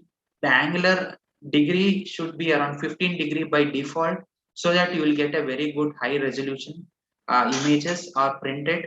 So it is by default the settings. It is often 15 degrees, which is set, which is where the professionals will do it. One is the chord height, and the other one is the angular tolerance, which has to be considered in case of an STL file. So this was all about 3D printing, which I discussed how STL file is created, what are the 3D printing machines available, how the mechanisms. We shall understand what is bioprinting also about. See, there is a slight difference between a 3D printing and a bioprinting. See, the bioprinting is nothing but it is also an additive manufacturing. The same printer is used. There is nothing different in a bioprinting machine or a 3D printing. The same technology used, the same printers are used. The only thing is it is an extension of 3D printing. As the name itself tells you, it is bio. Bio in the sense you can print tissues, you can print organs, you can print cartilage, bone, tissues, blood vessels. You can make anything, artificial skins. You can print anything using a bioprinter. Okay, bioprinter is an additive manufacturing process or an extension of 3D printing. which uses a digital file. Digital file is nothing but again a STL file as a blueprint to print an object layer by layer. The same mechanism, the principle, that is layer by layer, but unlike 3D printing, bioprinters print with cells and biomaterials. See, in 3D printers, you use either a resining, or you use a polymer, or you use a powder, or you use a metal, or you use a ceramic to print anything. But in bioprint, you are using the living cells mixed with the biomaterial ink. Okay, biomaterial ink can be anything like agar, agros. I'll be discussing about what are these biomaterial inks. And the living cells can be patient specific living cells can be taken. It can be grown along with the biomaterial ink, and finally the bio ink is prepared mixing with cells with the biomaterial ink using a cross-linking agent. It is cultured, and then finally it is printed. So creating organ-like structures that let living cells, simply you can just see how a bioprinting technology works. So as I told, bioprinting can produce living tissue, bone, blood vessels. Potentially you can print the whole of the organ, especially if during any trauma, there is a major accident, or anything, a bone or has been fractured, you can print a bone using any of the 3D printing, or you can reconstruct, regrow a bone, a cartilage using a bioprinting. A lot of research has been taken place in the Western countries. So basic principles of 3D bioprinting is layer by layer only, where, as I told, the cells are combined with the biomaterial ink using a cross-linking agent. It is mixed, it is cultured, and finally a bio ink is prepared, and that bio ink is finally printed using the 3D printing machines. So the first question which arises, how to print a bone, how to print a cartilage? So basically what we do is, we decide basically on a patient specific models.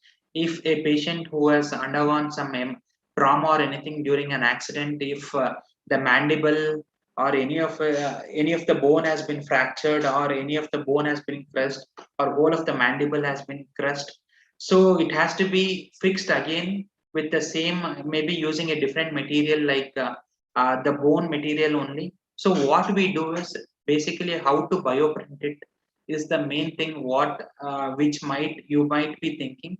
So what we do is we take the biopsy of the patient. Okay, if he has undergone some accident and there is an crash or on the mandible or anything like that, what we do is we take a biopsy in the sense we take the CT scans. CT scans is nothing but the computed tomography, as well as the MRI scans, that is the magnetic resonance imaging is done, and based on the CT scans and the magnetic MRI scans, we'll be knowing what is the size of the mandible, and what is the thing, how it has to be reconstructed, how it has to be bioprinted. So based on the CT scans and the MRI scans only, it is bioprinted.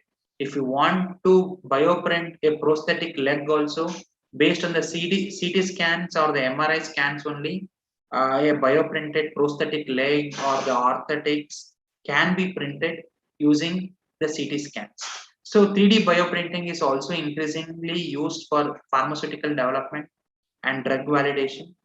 And in future, 3D printed skin grafts, artificial skin grafts, which is already grown using a living cells, that is keratinocytes, artificial skin grafts are grown externally, and it is bioprinted, and it can be grafted to the patients, where the living cells or the skins will the rejection rate will be less, because we are taking the cells from the patient itself. So there is less chance of rejection, unless like a donor, where you go for a donor if there is a liver transplant or a kidney transplant, where if there is a mismatch with the donors, rejection chances may be there. But in case of bioprinting, the rejection is less likely to happen, because we have grown the cells by taking the cells from the patient itself, using the biomaterial ink. So the chance of rejection is very less. So it is mainly used in connection with drug resins, with drug research, and most recently scaffolds help to repair the damaged ligaments and joints.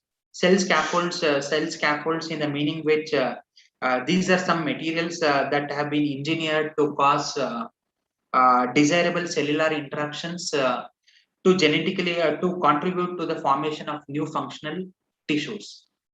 So cell scaffolds helps to repair the damaged ligaments, joints.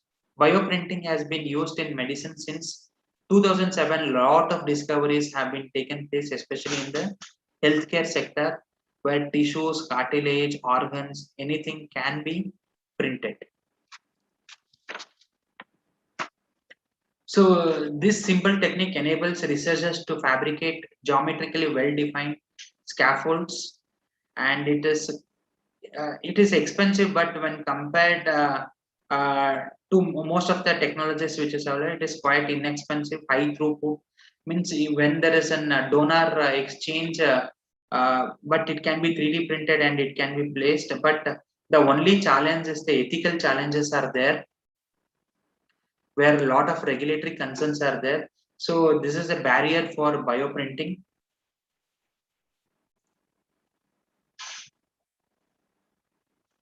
So as I told, bioprinting technologies can be printed using an inkjet based printer similar to that of a 3D printer, or pressure assisted bioprinting or laser assisted bioprinting, where you can print a artificial solid tissues, organs. As I told, only the challenge is the ethical challenge. Lot of ethics of untested paradigms, where a lot of regulatory concerns are there, whether especially a 3D printed chip, when it is placed in a blood-brain barrier, or when it is placed in a lung, or when it is placed in any of the organs, regulatory concerns or the ethical challenges are the most thing which has to be solved out, maybe in the coming years, maybe in the 5 or 10 years. These challenges may be solved, and bioprinting becomes the next generation where we can see the future of printing an organ, printing a skin, printing a tissue or a cartilage or a bone can be done.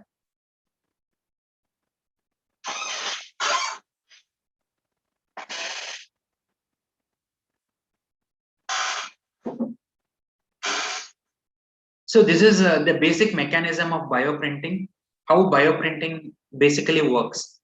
So as I told, basically the cells from the patient specific model, from the patient itself it is taken. It can be any cells. It can be the mesenchymal cells, the chondrocytes, or the cardiomyocytes, or any of the cells are taken. It is mixed with the polymer. Polymer is nothing but the biomaterials. It is mixed with the biomaterials. So once it is mixed using a cross-linking agent, see, selection of the cells along with the polymer is the most important thing.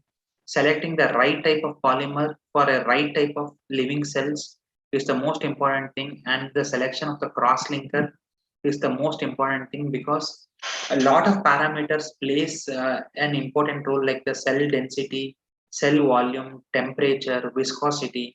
These are some of the parameters which plays a very important role while mixing a cell with a polymer using a cross-linking agent. Once all of this three is mixed together, you obtain a bioink, and this bioink can be printed using different types of printers.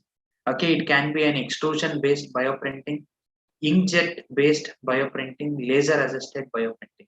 See, it doesn't mean that once the cells is mixed with the polymer using a cross-linker, it is bioink is formed. Sometimes the cells might die mainly because of the density or higher temperature. There are a lot of parameters to be considered, and a lot of things has to be considered while mixing a cell with biopolymer and a cross-linker. Cells may die or cells get killed off when you choose the wrong type of cross-linker, and when you pass it through an extrusion based, due to heating also sometimes the cell will get killed off. So inkjet based bioprinting, laser. So there are a lot of disadvantages also, but the advantages is more when compared to the disadvantages, because the future is dependent on this bioprinting. So once it is the a perfect cell as well as the polymer along with the perfect cross-linker it has mixed, the bio ink can be printed using these three types of printers. It can be extrusion-based bioprinting, inkjet-based, or laser assisted. And finally, it can be studied for tissue engineering, drug screening, and in vitro disease models can be studied. And you can see here how the mixing has taken place, and in vitro disease model can be studied.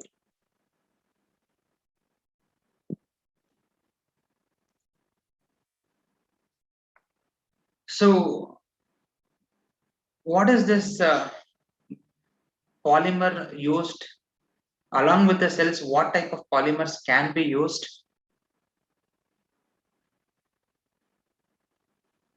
See, bioink materials depends. Many of the bioink materials which have been widely extensively used for research purpose is one is agarose.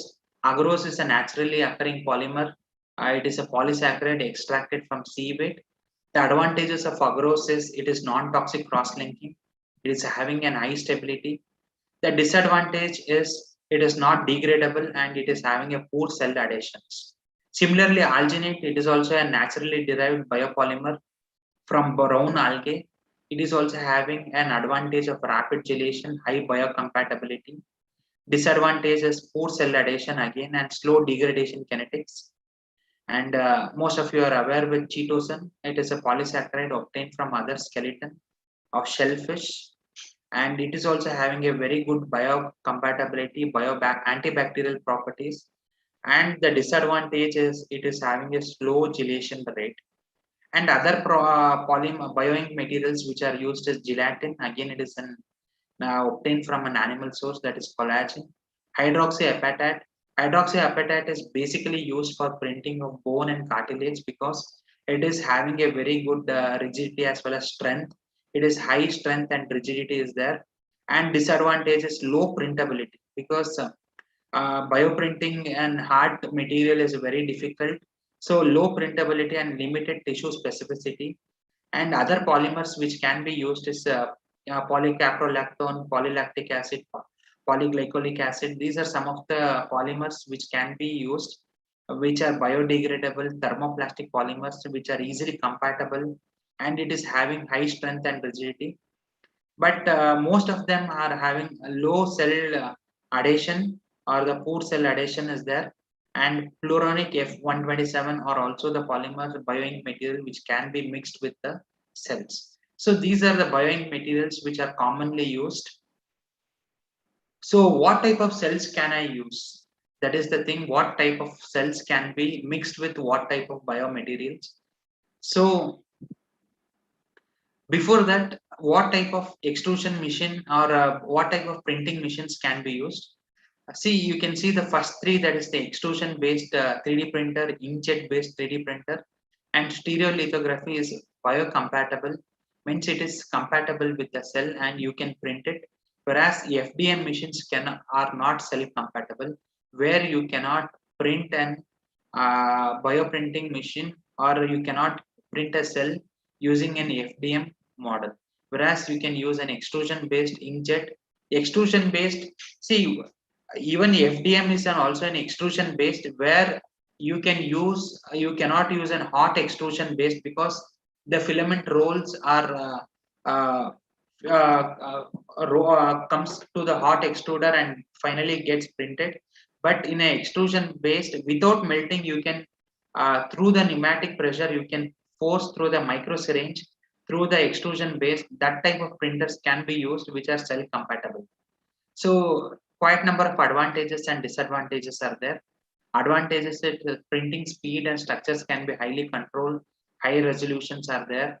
Disadvantage is requires large amounts of material, processing time is more, long printing times. These are some of the disadvantages. So this is cell compatible. These the first three are cell compatible, whereas the FDM is not compatible with the cell. So what are the cells which are commonly used to print? So in case if you want to print a cartilage, you can use mesenchymal stem cells from the patient itself, chondrocytes, and the bioink material which you use means the cells is mixed with the bioink material and the bioink is formed, and then finally it is printed. So the bioprinter which is commonly used are these are the bioprinters. This is the HP DeskJet 500 printers are commonly used. If you want to print a cartilage, you can use mesenchymal stem cells along with PEG, that is polyethylene glycol diacrylate. If you want to print a bone, mesenchymal cells again, along with gelatin and methacrylate. And if you want to print a skin, mesenchymal stem cells with the collagen. And if you want to print an heart, cardiomyocytes means the cells from the neonatal cardiomyocytes are taken mixed with the alginate and it is printed. So we already discussed about what are the advantages and disadvantages of bioprinting. Less prone to human error are the advantage, whereas human error are likely to happen. Rejection rate is more when there is an organ transplant. Decreased animal testing means a lot of preclinical studies are done using 3D printing because nowadays ethical challenges are more, where they tell not to use much of the animals for preclinical studies. Animal models should be studied, where 3D printing is one of the technology where like skin irritation studies can be done, toxicity studies can be done using 3D printing technology, where it will be mimicking the artificial skin with the living cells, where you can bioprint it, you can study the you can do a lot of preclinical studies using bioprinting technologies. And the disadvantage, as I told, ethical concerns, pricing is slightly expensive. These are some of the disadvantages of bioprinting. So bioprinting, just I have given how a bioprinting mechanism works. The first step is, as I told, it is similar to that of 3D printing. A consultant or a physician or uh, a clinician will give a concept to a designer, request a model construction. He takes the imaging of an MRI scan or the CT scan of the image to be developed. And the second step is scanning is done of the area of interest, and the file is finally exported. The STL file is exported. Once the STL file is exported, reconstruction of the model, mold surfaces, correction of the errors is done, and assigns the print materials and defines the print parameters. Means print parameters, what is the cell density, what is the volume, what is the temperature, viscosity to be maintained. And the fourth step is, does the pre-processing supports the print parameters and the material selection is done.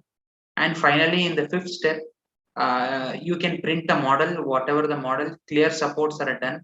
And finally, in the sixth, followed by the post processing is done. And in the sixth step, clinician validates the printed material and finally compares and ensures 100% match. So this is how a 3D printing, bioprinting is done. You can just see how a prosthetic prosthetic leg has been developed using a 3D printing technologies. This is what the steps involved in bioprinting: 3D model construction, adaptive design, configure a printer, build test, run a production run, post processing, and finally end user means that the end user will see, validate, the clinician will validate and compares and ensures an 100% match.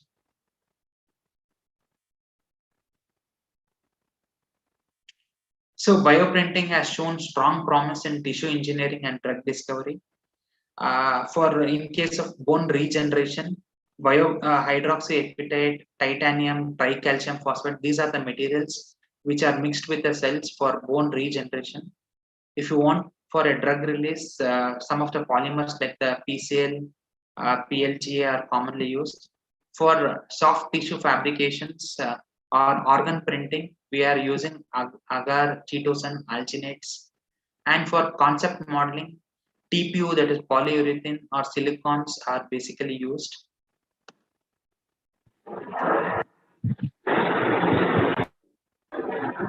So this is the mechanism of bioprinting.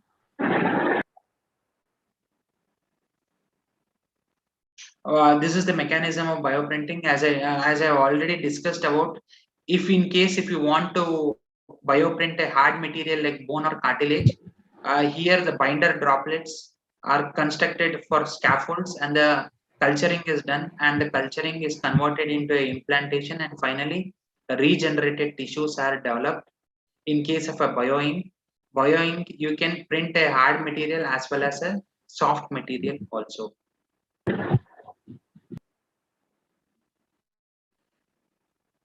So using a 3D printing technology, these are some of the case studies where a chip can be developed which can be placed in the blood vessel, in the lung, in the heart, or in the liver, where you can monitor from an external source. Again, regulatory concerns are there when you are monitoring from the external source.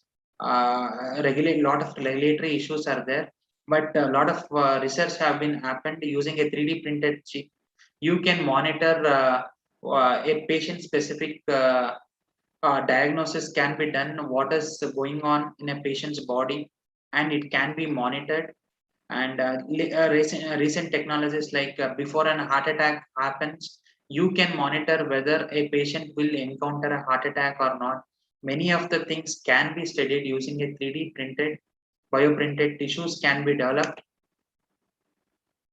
See, bioprinting in the top 6 medical institutions, especially the Mayo Clinic, which is there in the US.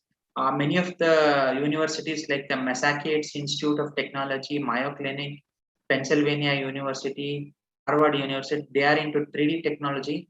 And in the Indian setup also, Sri Chitra Institute, Indian Institute of Science, they are the pioneers in 3D printing, where a lot of research has been happening. Bioprinting is still experimental, but soon tissues like skin, bone, cartilage, muscles, valves, vessels, and even the nerves will be regenerated routinely by combining natural or engineered stem cells with custom-made 3D scaffolds. And eventually, transplantable organs like the liver will also be grown in the lab in the future.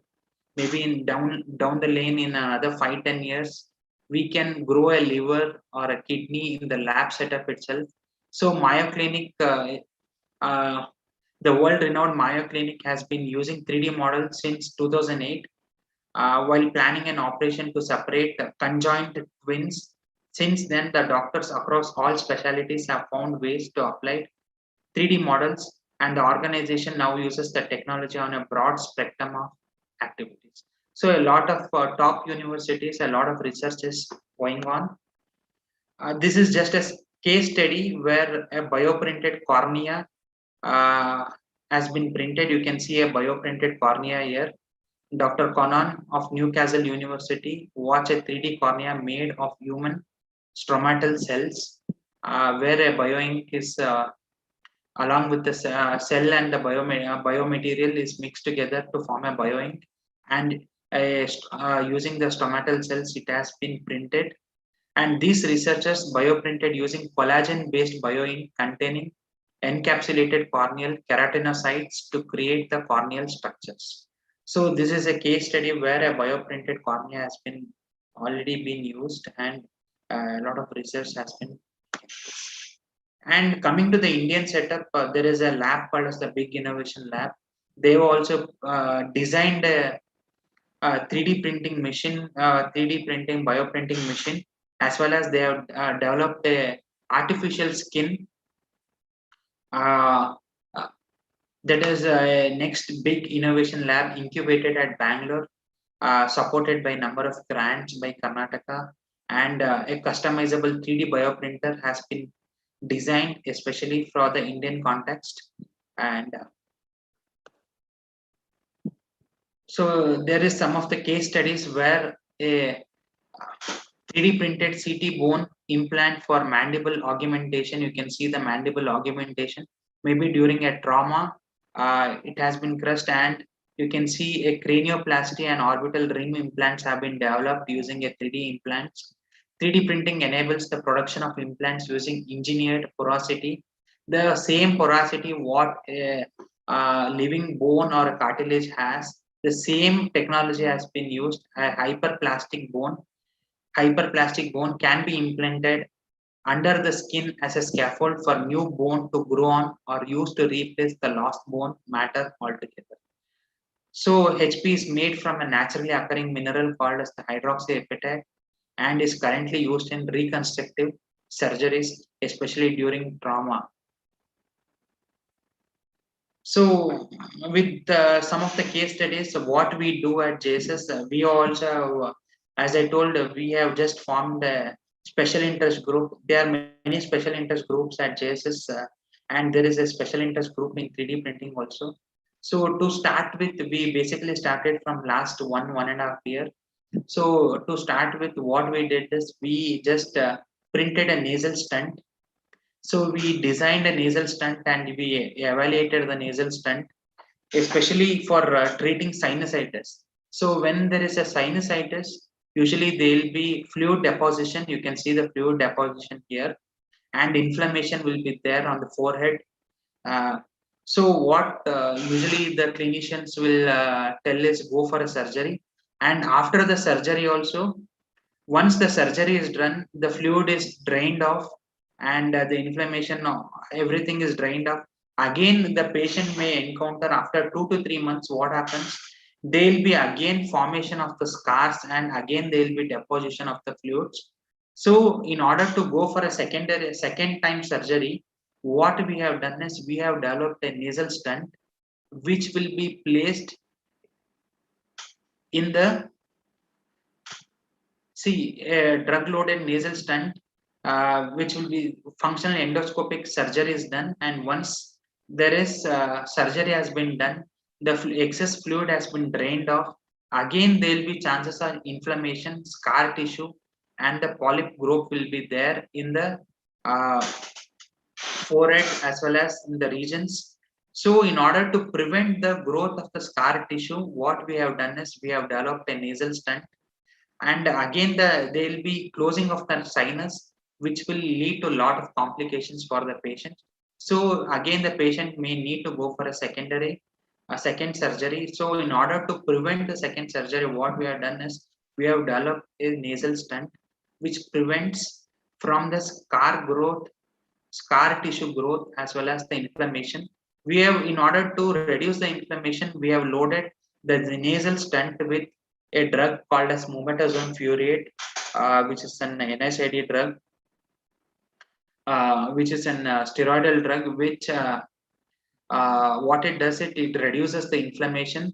And the stent, what the nasal stent will do is it will go and it will sit here so that it will open up and it will not allow the scar tissue to grow for a period of 2 to 3 months, and the nasal stent can be removed off after 3 months. So, and finally the patient ease will be there, and finally the patient may feel comfortable. So there will be no draining of the fluids again, and there will be no inflammation. So this is what we have developed at the JSS, and we have evaluated for many of the parameters like compatibility studies using FTR. SEM studies have been studied to see whether the drug has been loaded into the nasal stents, and we have optimized. We have come up with about 3 designs: design 1, design 2, and design 3. This is the STL files. We came up with 3 designs and we selected 1 design out of these 3 designs. You can see how the prototype has been developed. Prototype is nothing but the larger objects before printing the final object, that is the actual product. Actual product will be very tiny.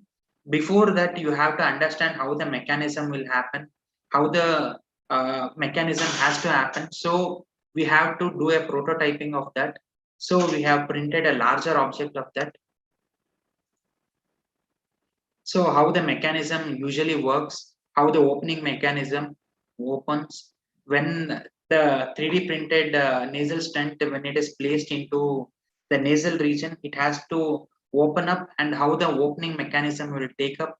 So the mechanisms have been studied, And this is one design, and the other design, it is like a pinch design, stent at the resting position and stent opened by the pinching action. So these were the designs we came up with, these were the mechanisms, and finally we have optimized it. And the other study what we did was, especially during the COVID-19, especially in our JSS, we have the dental college, especially the dentist will be the most prone, dentist will be more prone, because when the patients, when they open the mouth, there will be a lot of aerosol movement.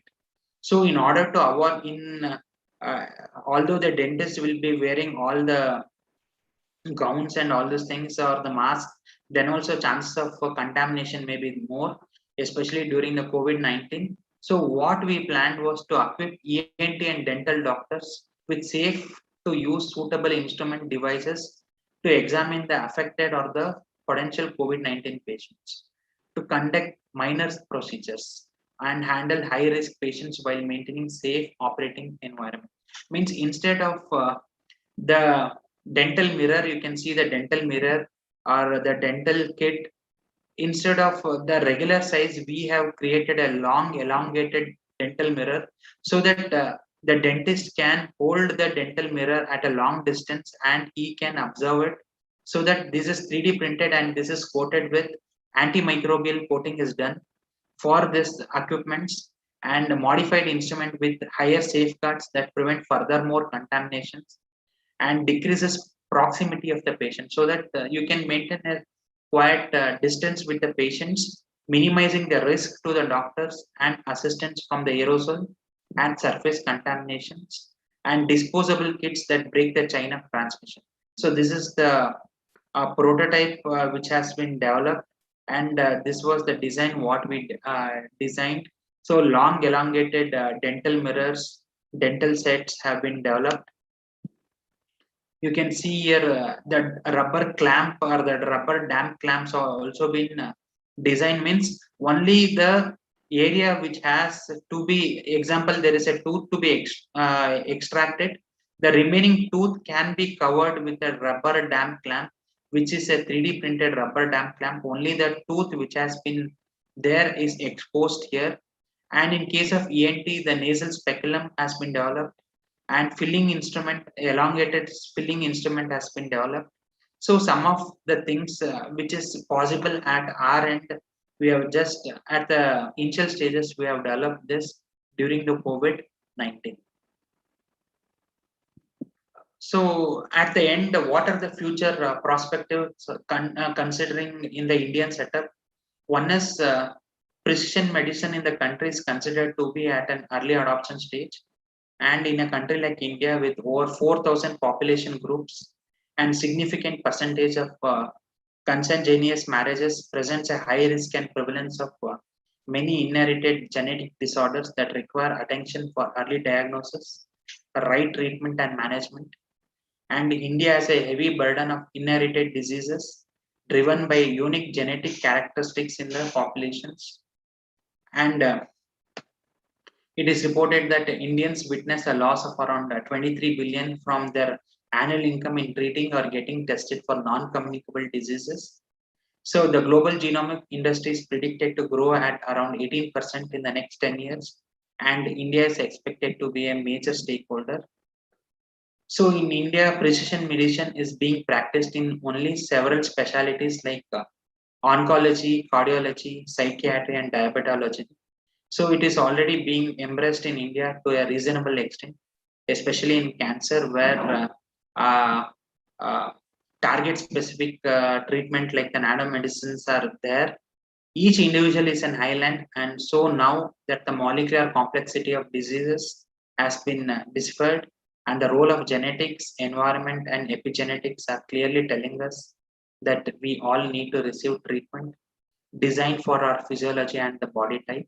So patient specific designing should be done, and maybe in the future, maybe on a patient specific where diagnosis is done, and based on the diagnosis, based on the body weight, BMI, patient specific or target specific customizable 3D printed tablets or bioprinted things can be done in the future. So like most technology, India is expected to be a follower market in precision medicine. Doctors would like approval from the US FDA or the American Medical Association to become mainstream in their population. So with this, I conclude my talk regarding the 3D printing technology, what is the current trends and the future perspectives. I'll just go through one or two videos.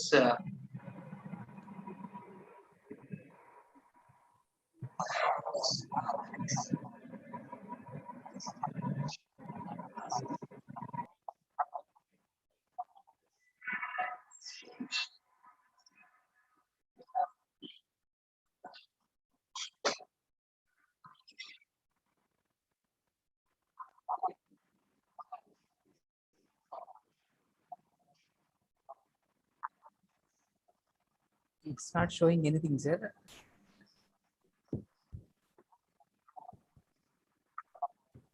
Sir? Hello? Hello? Sir?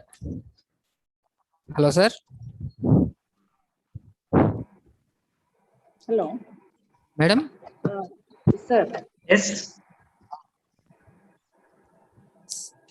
Gaurav sir, actually the video is not playing. The video is not playing, madam. It's not visible, sir. It is not visible. I'll just check it out once again. Just we are able to see the link, sir. Actually, but it's not. I'll just check it out, ma'am. Yeah. Deepa, madam, I'm audible? Yeah, you are audible, sir. Okay.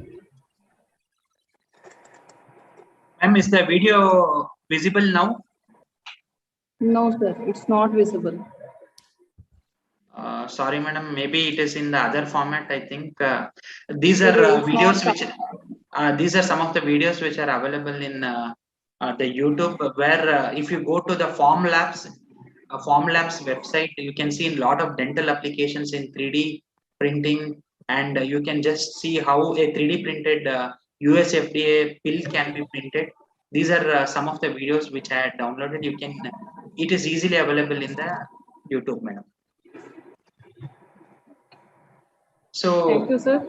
I acknowledge AICT once again.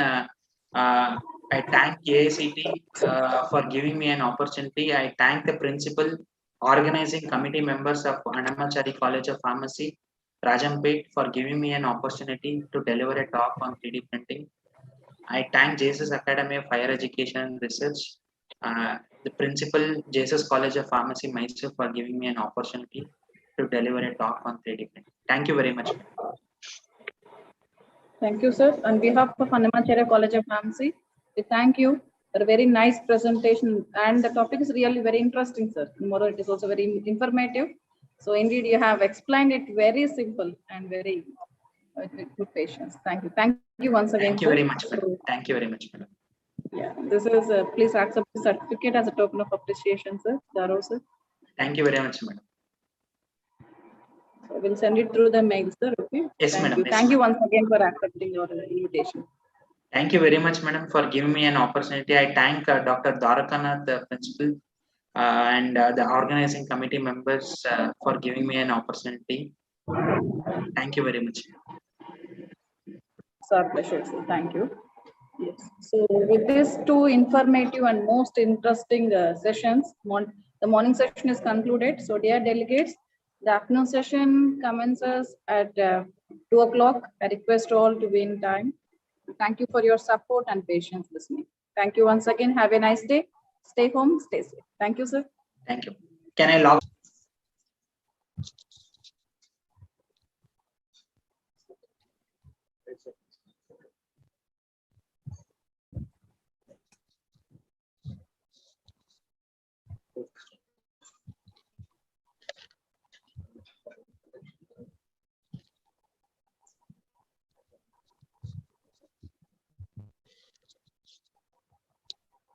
Pradeep, sir. Dwarka sir, join ayyar, madam. Okay. Good afternoon, Dwarka, sir.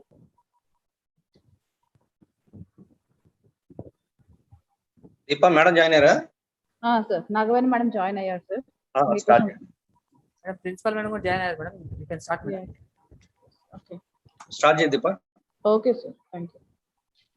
Very good afternoon and a warm word of welcome to the respected principal, Dr. D. Swarnalatha ma'am, program coordinator, Dr. P. Dwarkanath Reddy sir, eminent speaker, Dr. P. Nagaveni ma'am, academic consultant, Department of Pharmaceutical Sciences, SV University, Tirupati, my dear delegates and colleagues. I wholeheartedly welcome you all once again to the day 4 afternoon session of 6 days AICTE sponsored STTP. I'm confident and assured that this session will be more beneficiary and knowledge enhancing. Now, I request Mr. R. Pradeep Kumar sir, Associate Professor, Department of Pharmacology, to introduce the guest speaker, Dr. P. Nagaveni ma'am, to the audience. Over to you, Pradeep sir.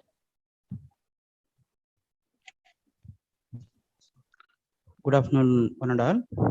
May I audible, madam? Yeah, you are audible. Yes. It's my privilege and honor to introduce Dr. P. Nagaveni ma'am and myself are Pradeep Kumar, Associate Professor, Department of Pharmacology, Navachar College of Pharmacy. Ma'am currently working as academic consultant at SV College of Pharmaceutical Sciences, Tirupati. And ma'am has around 14 years of professional experience in teaching as well as in research. And ma'am has done the master degree in SV University, Tirupati, and also has done the PhD from the JNTU, Ananthapuram. And ma'am has published more than 10 research papers and 7 review articles in various national and international journals.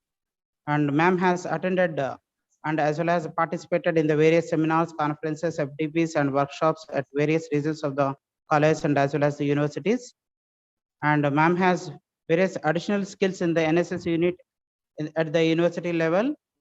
And also ma'am has got the various prizes in the extracurricular activities like the singing, folk dance, fancy dress competitions, group song competitions, etc., conducted by the various universities in the Andhra Pradesh.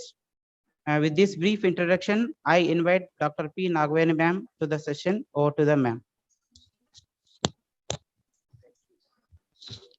I hope you can hear me now. You are audible, ma'am. You are audible. You are clear. Yes, madam. Yes, madam. So good afternoon, one and all. Thank you very much, sir, for your detailed introduction about me. It's my privilege to honor. I would like to thank entire family of Annamacharya College of Pharmacy for giving me this opportunity to be a part of this 6-day short-term training program. And also such special thanks to convener of this program, principal of Annamacharya College of Pharmacy, Dr. Swarnalatha ma'am, so and HOD of the pharmaceutics, and program coordinator of this 6-day short-term training program, Dr. P. Reddy Garu, identifying me to be act as one of the resource person on this QBD concept in STP program. So thank you very much, sir.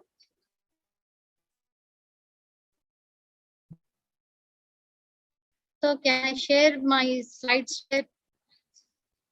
Yes, madam.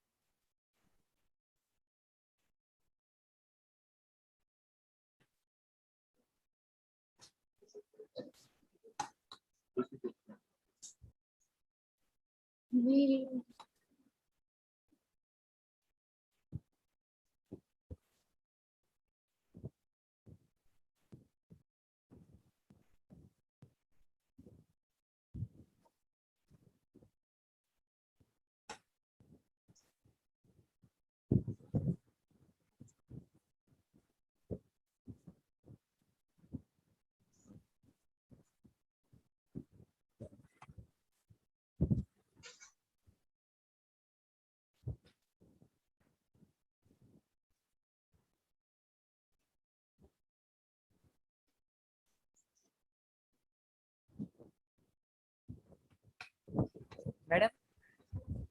Nagavani madam? Yeah, sir. Yeah, madam. Your screen is not visible, madam.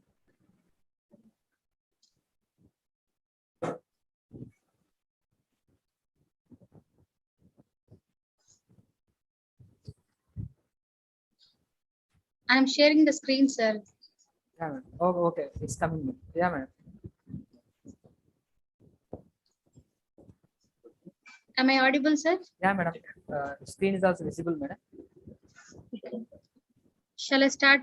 Yeah, madam. Yes, madam. Before moving to the presentation, I will give some concept about QBD and pharmaceutical industry. So, what is quality by design? Why quality by design? What is the history of quality by design? And what are the recommendations? And what is the main purpose of pharmaceutical formulation and pharmaceutical technology? So now we are going to discuss about the main purpose of pharmaceutical formulation and pharmaceutical technology is to develop and design a quality product. The pharmaceutical industry works hard to develop, manufacture, and bring to market new drugs and complies with regulatory requirements to demonstrate that the drugs are safe and effective. So in all cases means like pharmaceutical formulation wise, pharmaceutical technology wise, and industry wise, the product should be designed to meet patient needs and intended product performance having utmost quality.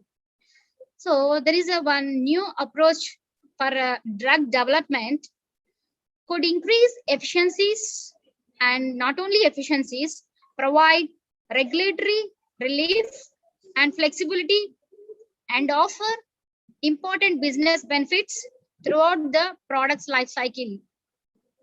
So according to the ICH-Q8 guidelines, the concept of QBD was mentioned. What it states that quality cannot be tested into products. That is, quality should be built in by design. So what is quality? How to define quality? So quality is defined as the suitability of either drug substance or a drug product for its intended use. So this term includes such attributes like identity, strength, and purity. So why quality by design? Why we are studying and why we are conducting in STTP program? So why quality by design? Major amendments during review process and exhibit batch stability failure formulation revisions, longer time for generic product approvals, and approved product may not be marketed, post-approval changes and prior approval supplements. So that's why we are mainly concentrate on QBD. So what is the meaning of quality by design?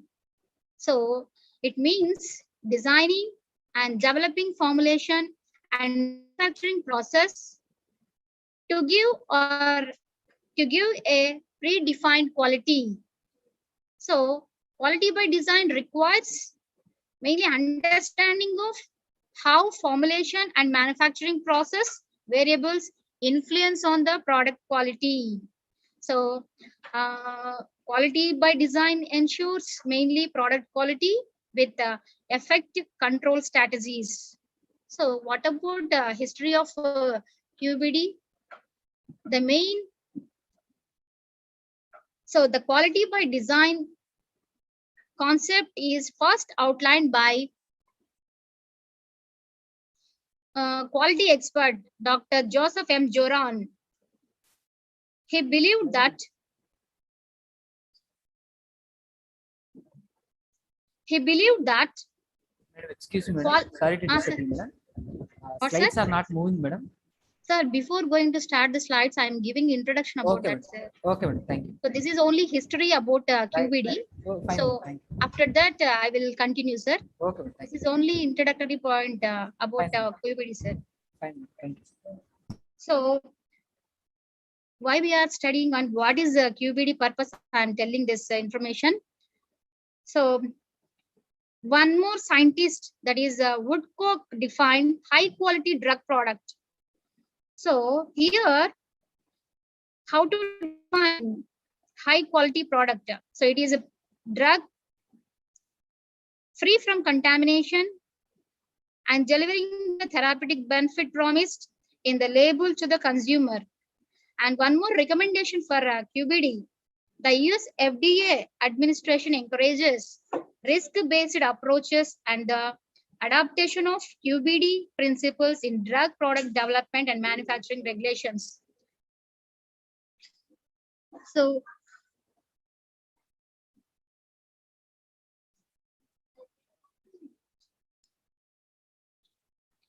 today we are going to learn about QBD. How can we get a quality product? Why it is important? What do you mean by QBD? Let us start with introduction. First, I read out the definition. Quality by design is a systematic approach to product development that begins with predefined objectives and emphasizes product and process understanding and controls based on sound science and quality risk management according to the ICH-QA guidelines. Generally, pharma companies will do, they will have raw material with them. So the raw material is being through process, then we'll get the finished product. Previously, what they used to do it, test for quality of finished product. It may have any quality issues. We call this procedure known as QBT, not QBD, it is QBT. It is quality by testing. So next, coming to the QBD. We don't have any knowledge about raw material wise, process wise, procedure wise. We will take raw materials, it undergoes process, finally get finished product. By using QBD technique, what happened from the starting? I have a drug. In detail study of the drug like physicochemical properties, biological properties, dosage form related factors, in detail study about the drug. After completion of the drug, I have an excipient. In detail study of the excipients. So several excipients like diluents, binders, lubricants, disinfectants, sweeteners, and flavoring agents. Excipients may help in to make up the bulk volume and to give lubricity to the formulation and flowability to the formulation and disintegration to the formulation.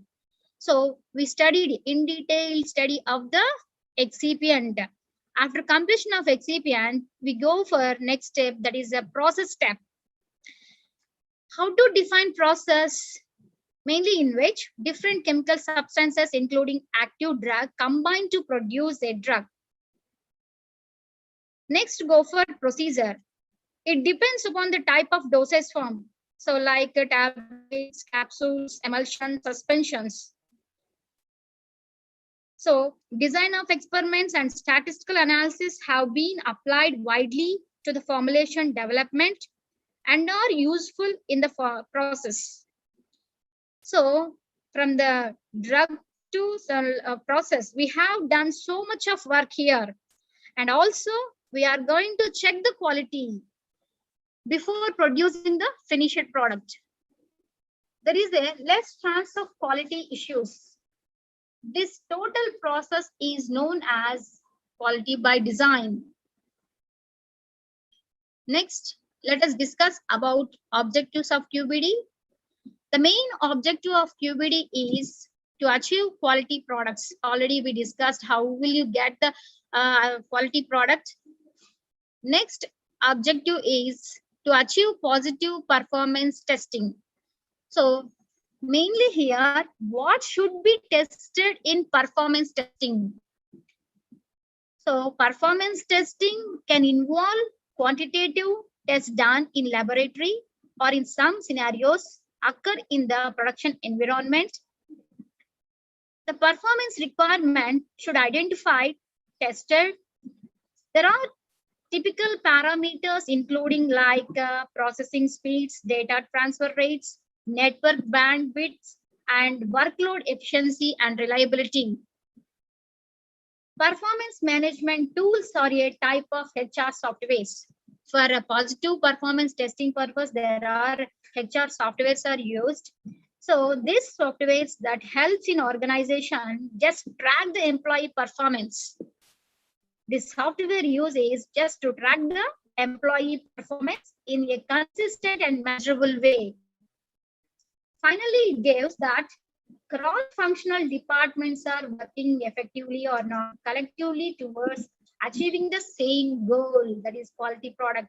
So performance tools are the best performance tool testing tools are Load Ninja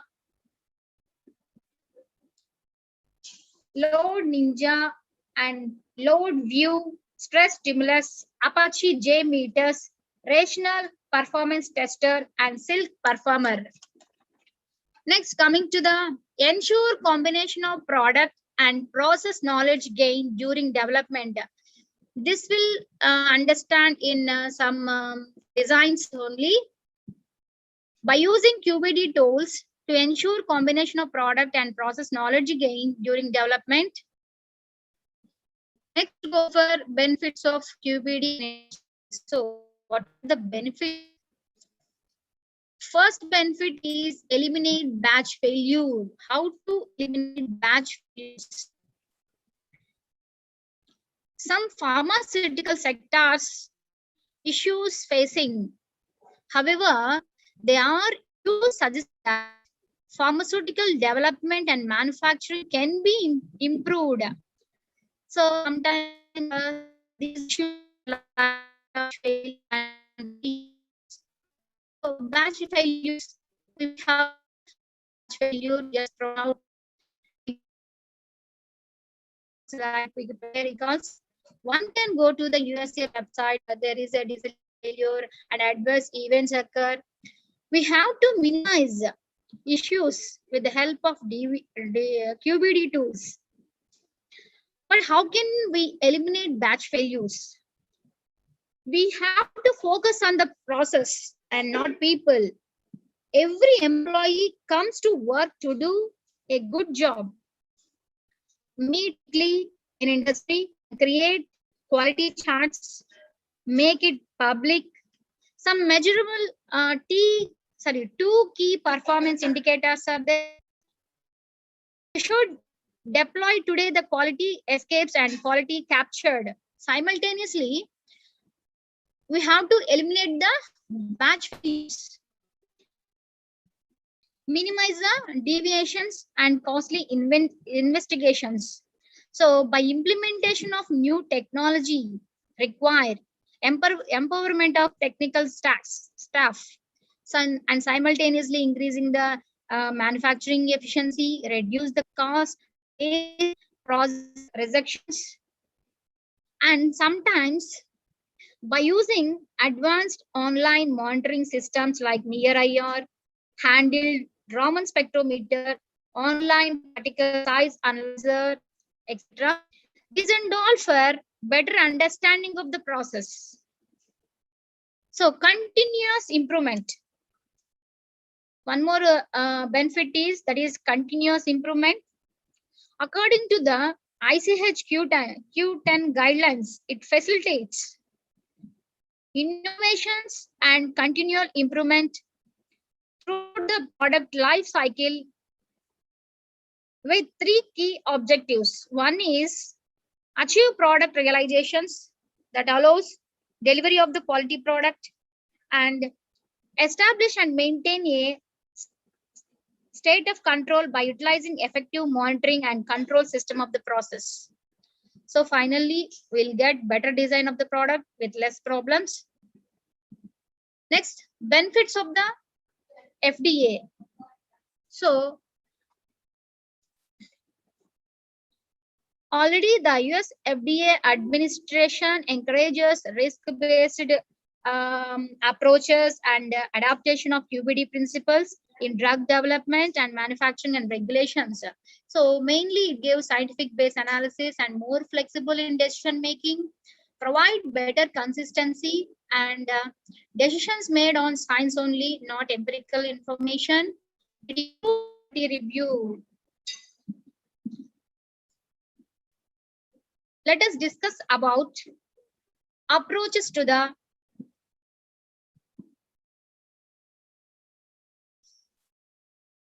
there are several aspects present in the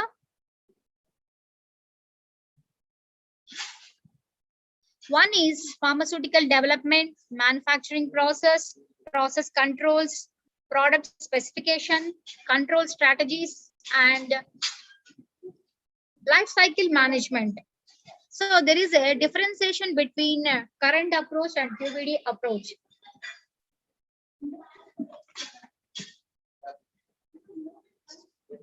Pharmaceutical development, in traditional wise, it is empirical, but in QBD approach is there is systematic and multivariate experiments. So there is already in definition it is systematic and multivariate experiments are there are different types of tools are present in QBD. While going through, we are going to observe that manufacturing process. One more aspect, one more approach of the during function period manufacturing process. It is fixed in current approach, but adjustable with experimental designs. So experimental design. So design space and multi-dimensional combination.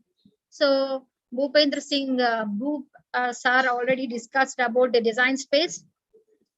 In that, it is a multi-dimensional combination and interaction of the material attributes. So process parameters, which provide assurance of quality. There is a movement within the design space. It is not change. Out of design space would require prior regulatory approval. Product specifications. The product specifications are mainly on batch data only in current trend, but in QBD, there is a product performance. So product performance. So what is the product performance? It is a futures wise, reliability wise, conformance, durability, serviceability, and least perceived quality wise. There is a product performance. Control strategies. By end product testing in current approach, but a risk-based control shifted upstreams real-time release in QBD. The last approach is life cycle management, post-approval changes needed, continual improvement enabled with design space. Next, flow of QBD. So mainly, what are the elements present in the QBD? Those are target product profile and QTPP, quality target product profile, and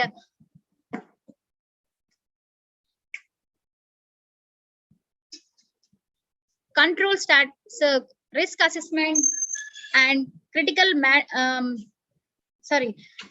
risk assessment, critical material attributes and process parameters, control strategies, and life cycle management continuous improvements. These are elements of QBD.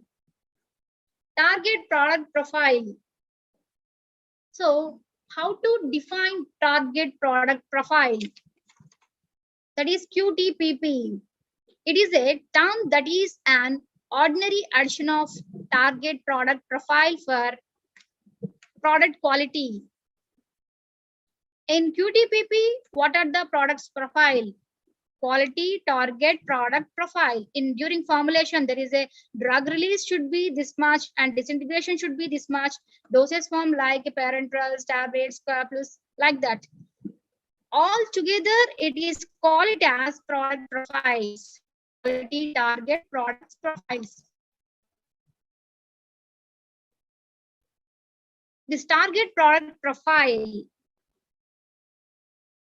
a prospective summary of quality characteristic of drug product that ideally will achieve to ensure desired quality, taking into account safety and efficacy of drug product according to the ICH guidelines. So what are the target product profiles?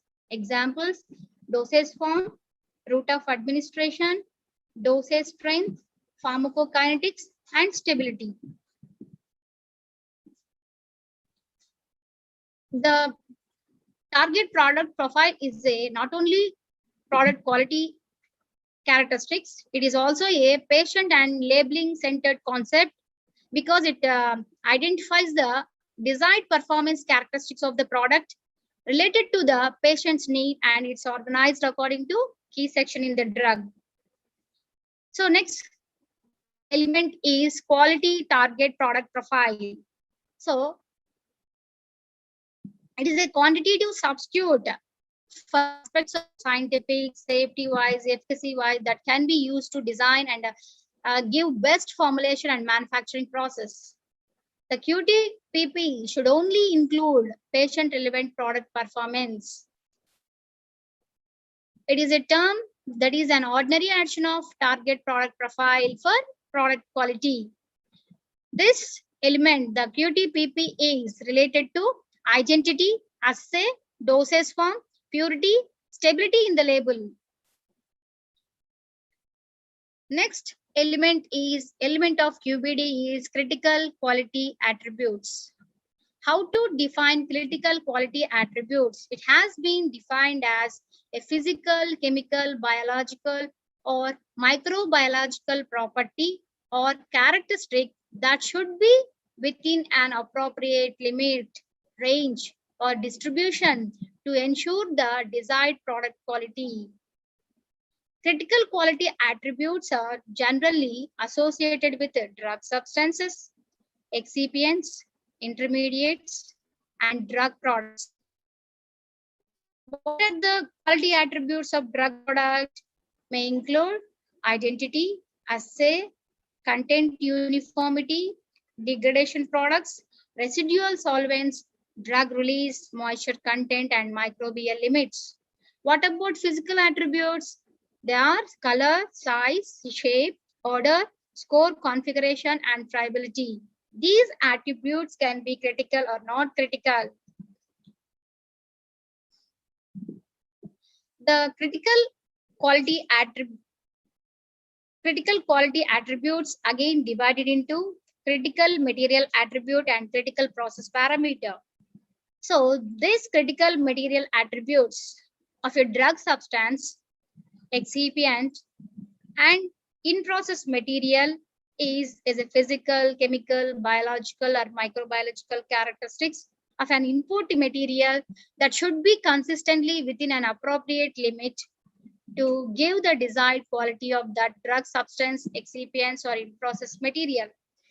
Here, the critical material attribute is likely to have an impact on CQAS. How? We have a raw materials like for formulation purpose, we collected drug and different type of excipients, excipients 1, 2, 3. So these and all is being passed through a process. In that process, there are different steps. First step is, for example, in tablet preparation, granulation. Percentage of granulating agent. If it is increased, what happened? If it is decreased, what happened? If it is in optimum condition, what happened? If it is increased, what happened? Granules may get hard. If it is dry, you can't make a granule. So these and all, it will affect the disintegration time and subsequently dissolution. So it will affect on release of the drug. we may not get a therapeutic effect. So drying time, if it is increased, what happened? If it is decreased, and in standard conditions, what happened?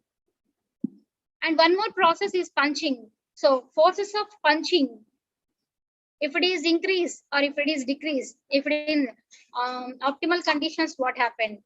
After completion of this process, the QTPP, the quality target product profile, need to determine product profiles like drug content, dissolution, and disintegration. Next element is critical process parameter. Critical process parameter. Why it is critical? What are the critical process parameters? Why it is critical in formulation? This critical process parameter of manufacturing process or the parameters which when changed can potentially impact product critical quality attributes and may result in failure to meet the limits of the CQA. For easy understanding of this,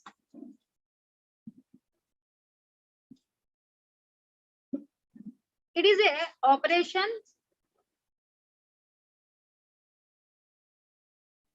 So there are several operations present in during tableting. So first one is wet granulation.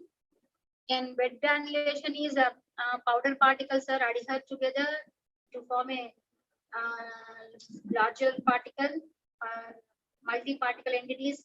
So it's called as a granule. In that, mixing time. Why mixing time is critical and why impeller speed is critical? Binder fluid additions and method of binder additions and temperatures. In wet granulation, we use rapid mixer granulators and mixer space. In that condition, we already fixed in mixing time is so much, this much, impeller speed is this much.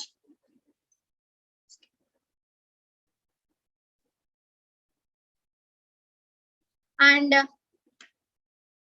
method of binder addition, how will you affect the quality, temperature, how to affect it? In that,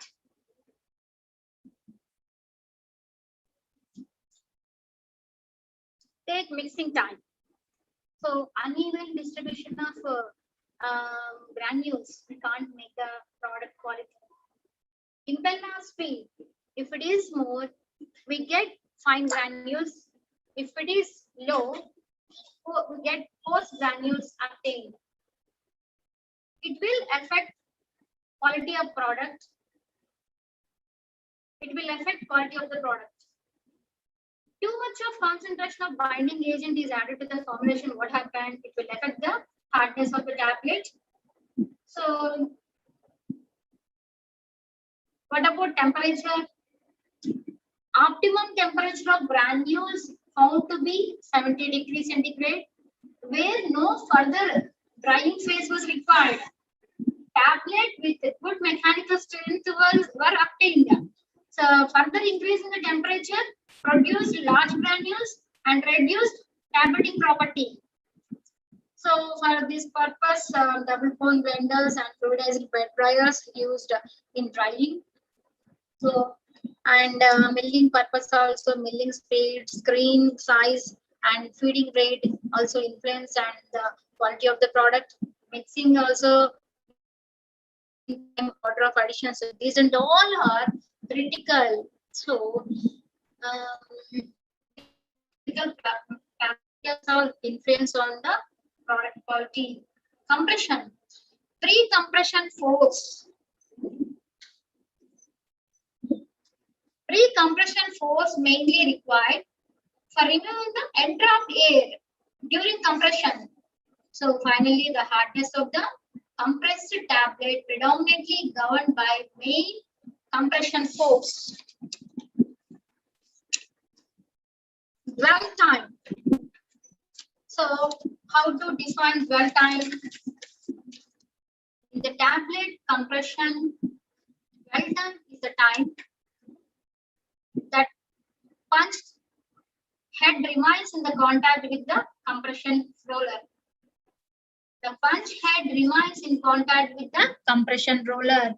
It is defined as the amount of time that the compression force applied when forming the tablet is above 90% of its peak value. Last approach is the coating, mainly production from environment and like some drugs like hygroscopic and volatile nature to prevent degradation. Presence of moisture condition, automatically it is going to degrade. For encapsulation purpose also, we coat the tablets with the coating material. Uneven distribution of coating automatically public acceptance. It will affect on public acceptance. So that's why inlet, airflow, time, temperature, spray pattern, rate also affect quality of product. So finally, what we say that all critical parameters should be in optimum or otherwise standard specification values required to produce quality product. Risk assessment.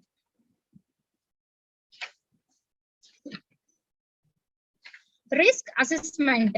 So the risk assessment is linkages between material attributes and process parameters. It is performed during the life cycle of the product to identify critical material attributes and critical process parameter.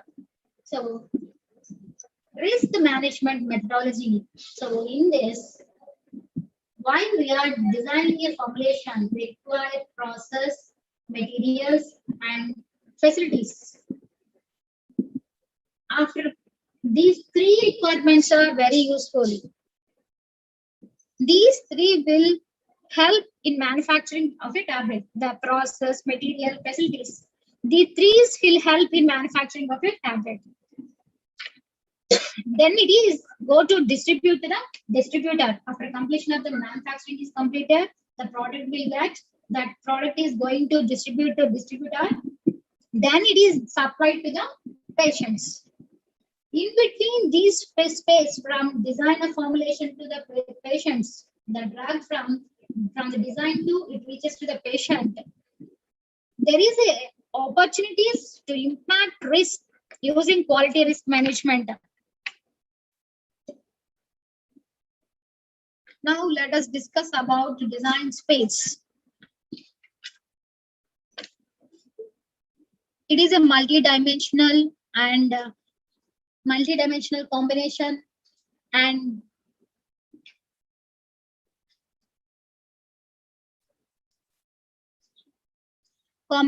interaction of material attributes or process parameters, which provide assurance of quality. Movement within the design space is not a change. Out of design space would require prior regulatory approval. So design space may be built for a design unit operation or for the ensured process. This is the pyramid for the QBD. So maybe in this consisting of QBD elements like UDPP and critical quality attributes, physical and material attributes, critical process parameters, risk assessments and design space, and so screening of variables, and some tools are there, screening variables. So optimization, risk updation, and design space and control strategies. So in optimization, variables again divided into DOE optimization, so factorial designs, response surface methodology, mixed designs. But in case of screening design, so DOE of screening design, 2-level full factorial design and placket Burman designs, 2-level fractional factorial design.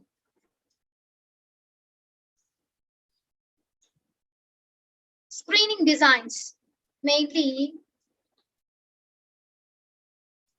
these are very referred to the experimental plans intended to finally we find the few significant ones. So response screening design, so main effect just involve the main effect. Interactions or may also have quadratic or possible cubic terms to account for curvature models to be approved to describe a response. General factorial designs are fractional factorial designs, two-level factorial designs.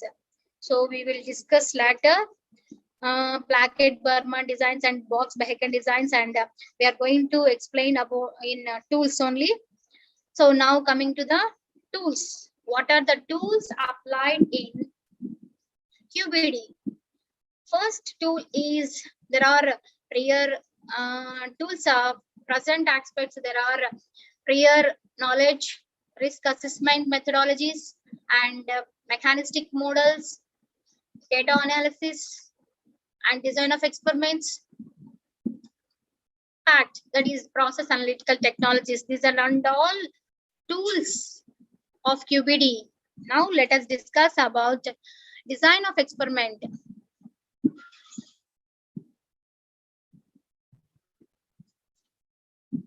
This is a systematic approach applied to conduct experiments. When we are conducting experiments, finally we'll get a maximum output. So we have a capability and expertise perform design of experiment in the product development using softwares like Minitab and Statistica. So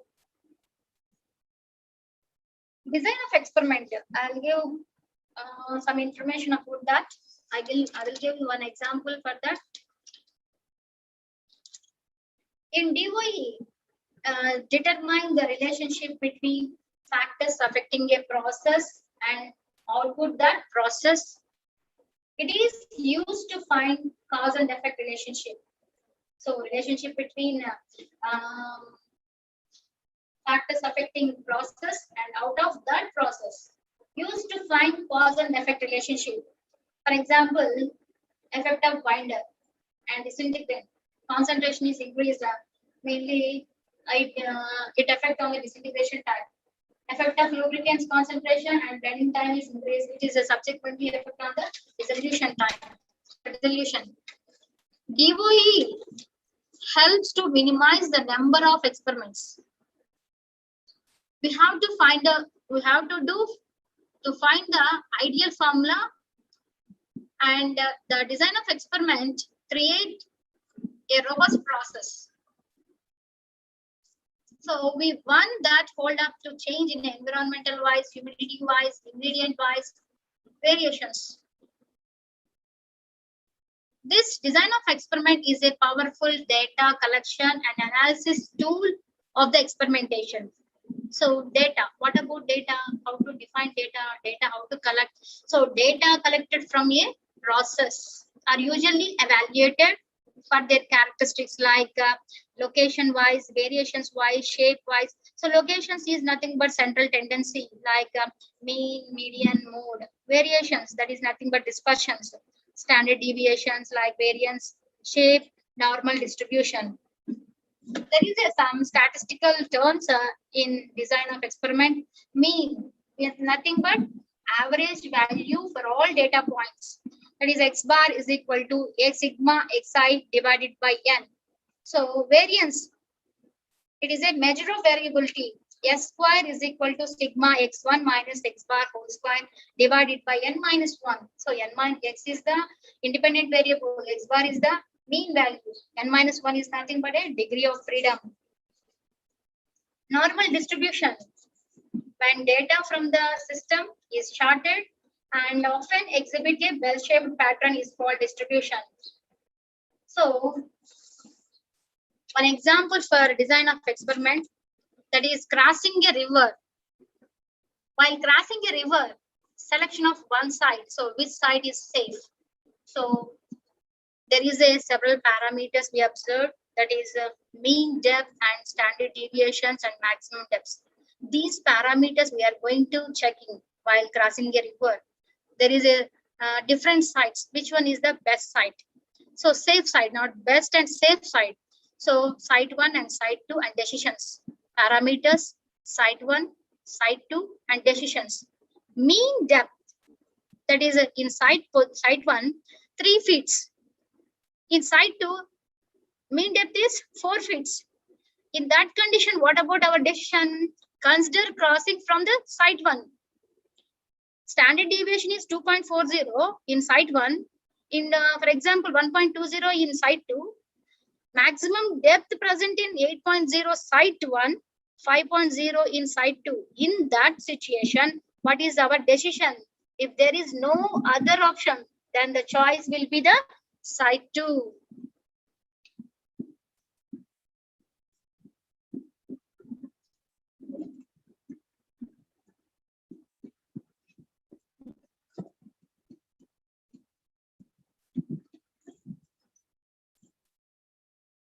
Hello?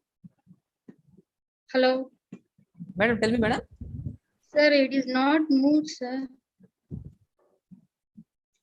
Slide is not moved. Can I share, madam?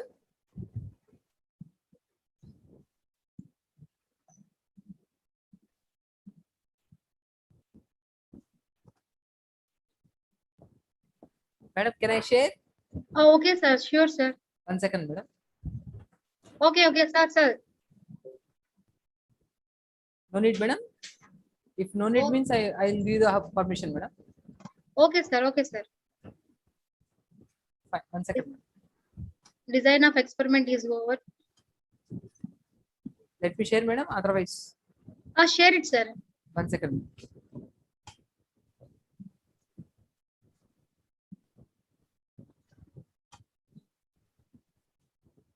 Madam, I think it is visible, right?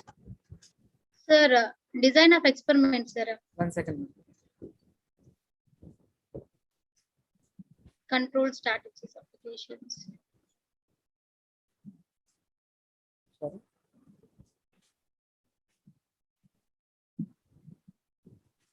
Is it okay, madam? Okay, sir. Okay, okay.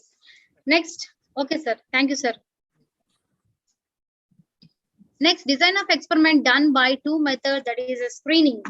So in screening, we have to screen large number of factors in a minimal number of experiments to identify the significant one. Main purpose of this design is to identify main effect, not the interaction effect. For such studies, common designs used are Plackett, Berman, and factorial design. For example, cancer person. The main effect is smoking of tobacco. So cancer is affected by smoking or alcohol consumption. So different factors are. The cancer is caused by which factor? That is the main effect. So remaining effect not concentrate that. So the screening is only to identify main effect, not the interaction effect. For such studies purpose, we use Plackett understanding purpose. We use Plackett Berman design and fractional factorial design. So next slide, sir. So, sir, factorial designs. There are two types of factorial designs. So these factorial designs mainly experiments designs consisting of two or more factors with different possible values or levels. Factorial design techniques are introduced by Fisher in 1926. Factorial designs applied in optimization technique. Types of factorial designs. There are two types of factorial designs, full factorial design and fractional factorial design. So what about how to define full fractional factorial design, in which every setting of every factor appears with setting of every other factor. Every factor combined with every factor. That is nothing but full factorial design. So in that, if there is k factor at each z level, so then we write a full factorial design as z to the power of k. So how to calculate number of runs? N is equal to y to the power of x. So here y is number of levels, x is number of factors. So there is for example 3 factors, 2 levels. How will you get number of runs? So n is equal to y to the power of x, that is 2 to the power of 3. So we will get 8 runs. 2 into 2 into 2, 2 to the 4, 4 to the 8. So we'll get 8 runs. Factors can be quantitative and they are qualitative. Fractional designs depends on independent variables. For development, new formulation.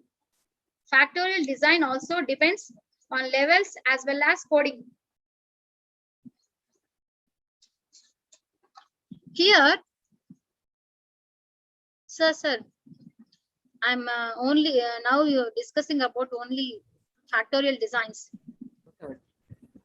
2-level full factorial designs. How to write full factorial designs? So 2 levels full factorial designs. 2 factors, for example, x1, x2. These are the independent variables. There is 2 levels, low level, high levels. So coding, how to code it? For low level purpose, we code -1. High levels purpose, we code +1. What about 3-level full factorial designs? In that, 3 levels are x1, x2, x3. 3 levels. These are independent levels. In which condition 3-level full factorial design? 3 levels are low, intermediate, high. Low is indicated -1, intermediate indicate 0, high is indicated +1.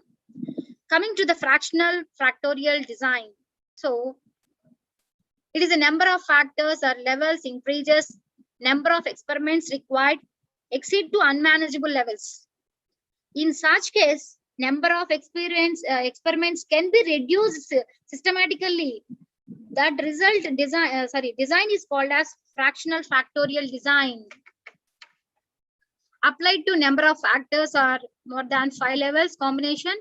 So there are different types of fractional factorial designs are there, homogeneous fractional and mixed level fractional and Plackett-Berman. So what about homogeneous fractional? It is a large number of factors and a very useful when large number of factors must be screened. What about mixed level fractionals? Useful when variety of factors need to be evaluated for this effect and higher level interactions can be assumed to be negligible. Next, coming to the Plackett-Berman, it is a very popular class of screen design. These designs are very efficient screening design when only the main effect of interest. Here, they are useful for detecting large main effect economically wise, assuming all interactions are negligible when compared with important main effect.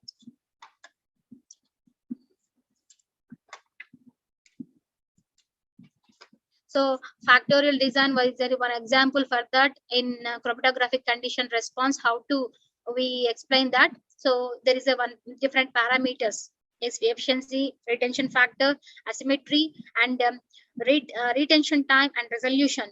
So these are the factors. So factors are mainly temperature, percentage of ethanol, flow rate of mobile phase. So levels: low level, high level. If for example low level is 30 in temperature, high level is 50. In ethanol, percentage of ethanol, it is low level is 55. So high level is 60. Flow rate of mobile phase is 0.1 is low level and high level is 0.2. In that condition, so it is converted to 2 to the power of 3 functional groups. We will get 8 runs. Among the 8 runs, for example, which one is the best? Which one is the good for quality? So 8 runs, -1, -1, -1, -1, 1, -1, 1, -1, 1. Different 8 runs, 8 combinations we will get. Among the 8, we will be based upon the resolution. So we have to check that formulation. Next, coming to the optimization. So optimization. Experimental design considered to carry out optimizations for mainly full factorial design, surface response methodologies like central composite and box Bayesian design, mixture of designs. These designs include also main effect and the interactions and may also have quadratic cubic terms required to obtain curvature. These designs are only applied once selected factors are identified, which seems to be contributing in process or formulation. Sir, shall you move, sir? Next, risk methodology, risk assessment methodology. That is cause and effect diagram, that is fishbone or Ishikawa diagrams. This is very basic methodology to identify multiple possible factors for a single effect. Various causes associated with single effect like man, mission, material, method, systems, and environment needs to be considered to identify root cause. So next.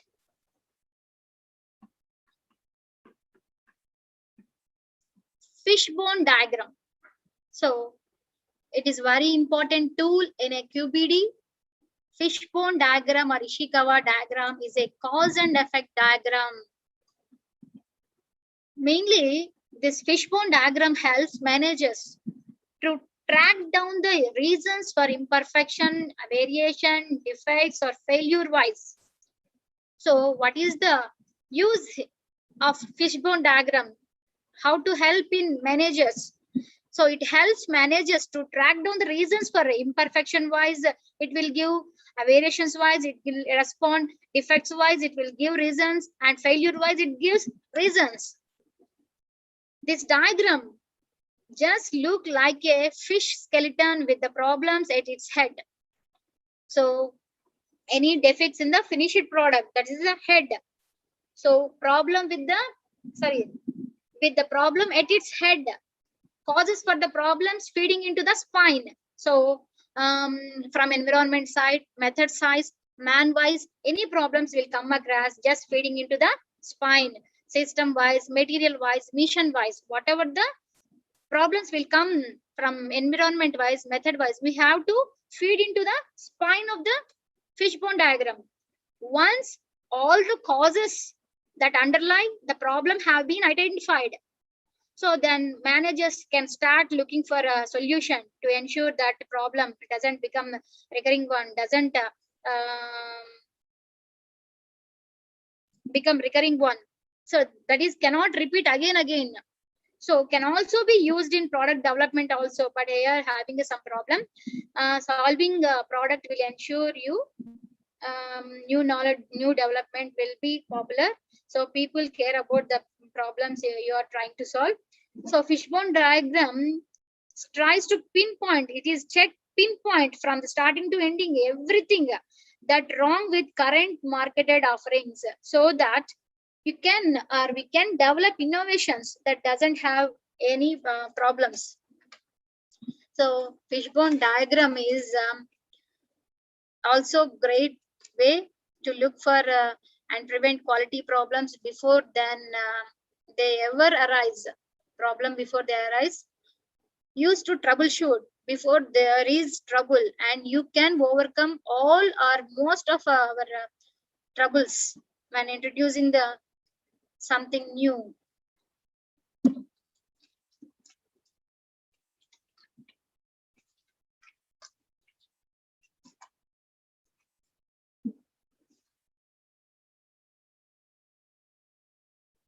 So when we are drawing up of our fishbone diagram, we can use 6 categories like methodologies, measures, materials and measurements, and environments and sub-factors. So methodology, we will consider to meet some policies, rules, regulations, and procedures. It will give product consistency.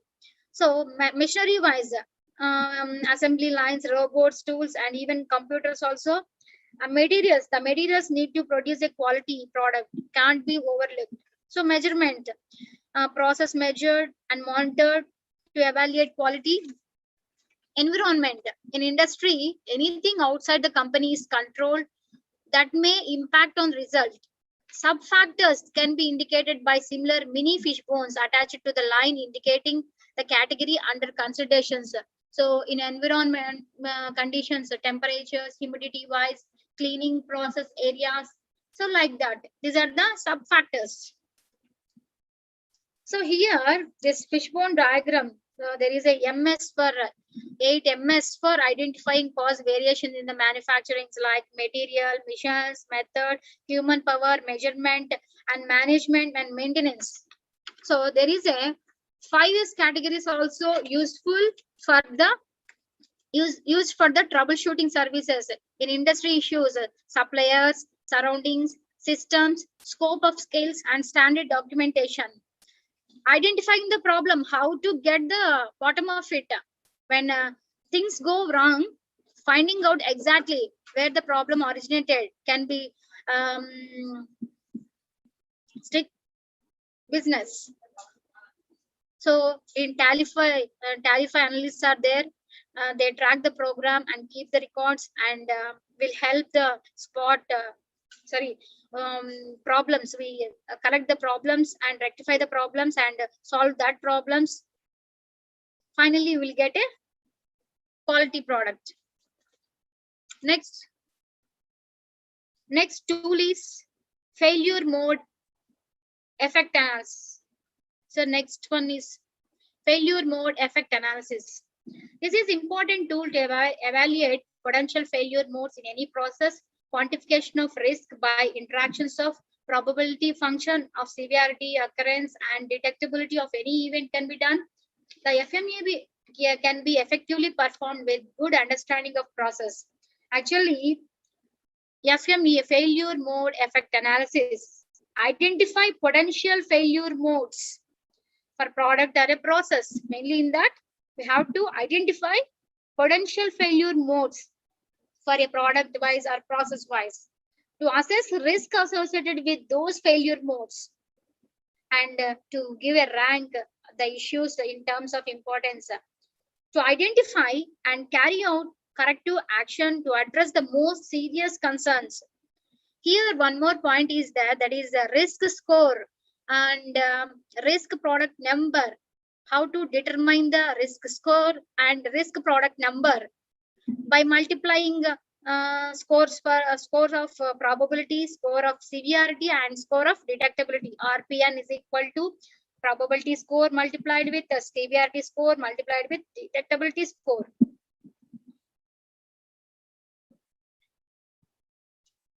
So ranking definitions for probability, severity, and detectability were developed prior to commencing any actual assessment.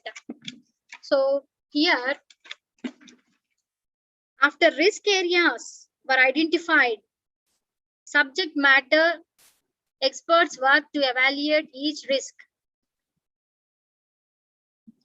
List corresponding failure modes, associated failure effects for each risk areas. So here, scoring scheme for probability, severity, ability to detect. A risk product number, if it is less than 40, what happened? Consider it is a low risk. So already we discussed low, high, intermediate. So RPM, risk product number is less than 40, we consider low risk. Risk factor number in between 40 to 99, we identified as intermediate risk. RPM number, it is 100. If it is greater, more than greater, we are defined as high risk. It is based on the probability, severity, and detectability. Next, now discuss about PAT, process analytical technology. So in this, how to define process analytical technology. It is a system for designing, analyzing, controlling manufacturing through timely measurements, and it is a critical quality and performance attributes of raw and in process material and process with a goal of ensuring final product quality. So next one is control strategies. Based on the process and product understanding during product development, sources variabilities are identified. Understanding the sources of variability and their impact on process, in process material, drug product quality can enable appropriate controls to ensure consistent quality of drug product during the product life cycle. Next, elements of control strategies. So there is a procedural controls, in-process controls, batch release testings, process monitoring, characterization testings, comparability testings, consistency testings. Here, some procedural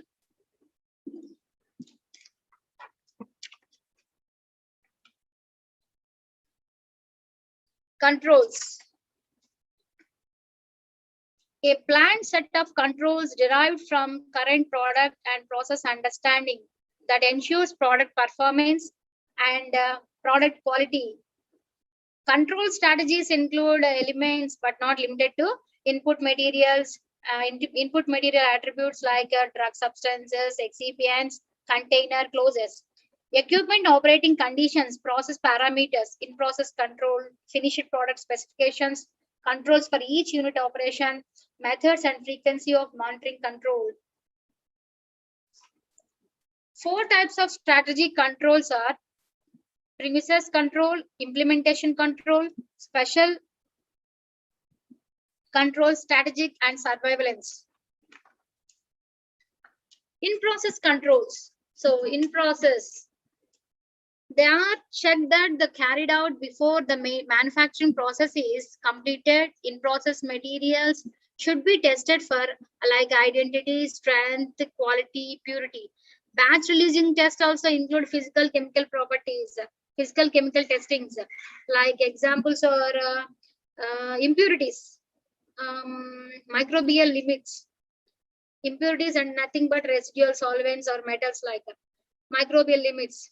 Characterization testings are volatile semi-solid materials by gas chromatography and mass chromatography. Some FTIR studies, Fourier transform in infrared spectroscopy and NMR, nuclear magnetic resonance, and comparability testings. It is a type of software testing to check whether your software is capable of running on different hardwares of operating systems like applications, network, environment, mobile devices. Comes under comparability testing. So consistency test is designed to assess one necessary but not sufficient aspects of robustness, that is the ability to find the same solutions. Examples are lambda test, cross browser testing, expiry test, browser stats. So next, applications of QBD. What are the applications? What is the main applications of QBD? There are several applications, and mainly influenza vaccine. Influenza is nothing but a flu. It is caused by influenza virus and spread mainly by coughing, sneezing, and close contact with infected persons. It is a communicable disease and spread around the years every winter in October. So, what are the symptoms of influenza vaccine? Influenza virus, fever, chills, sore throat, muscle ache, and fatigue, cough, and headache. Vaccination is a phenomena, protective immunization. In this, what happened while administering injection-wise or oral route, antigen to the antigens, administration of antigens, finally obtain an antibody response that will protect the organism against future infections. People should not take this vaccine when which conditions? If you have any severe and life-threatening allergies like allergy to gelatin, antibiotics or eggs, you may not to get vaccinated. If you are not feeling well, then also not to take vaccine. Next. By using QBD, the following parameters should be controlled during vaccination production process. First one is cell propagation and virus propagation. In cell propagation, what happened? Limiting concentration of nutrients may be helpful.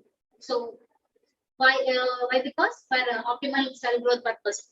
If high nutrient concentration, automatically there is a inhibit cell growth. For that, to do online monitoring of the nutrient concentrations. Virus propagation, there is a variable parameters controlled during fermentation process. Next.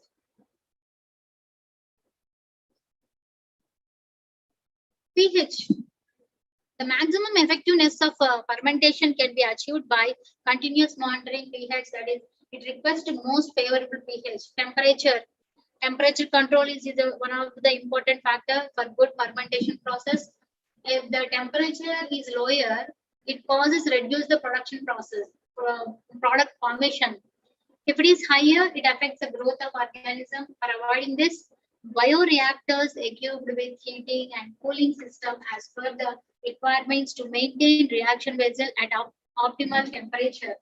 Dissolved oxygen, optimal supply of nutrients, supplements of nutrients and oxygen. Due to this, it prevents the growth of toxic and metabolic byproducts.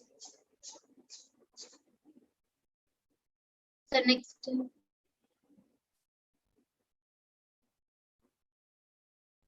Agitation. One more factor affecting in this.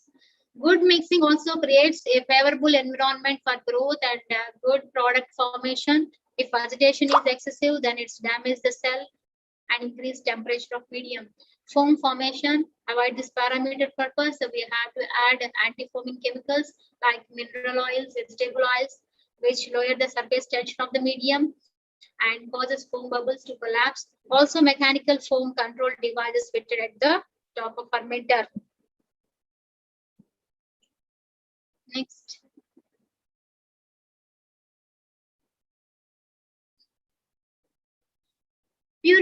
Purification. In this step, check the purity by using chromatography and remove the impurities. Inactivation. Optimum concentration of formaldehyde is used for inactivation of virus.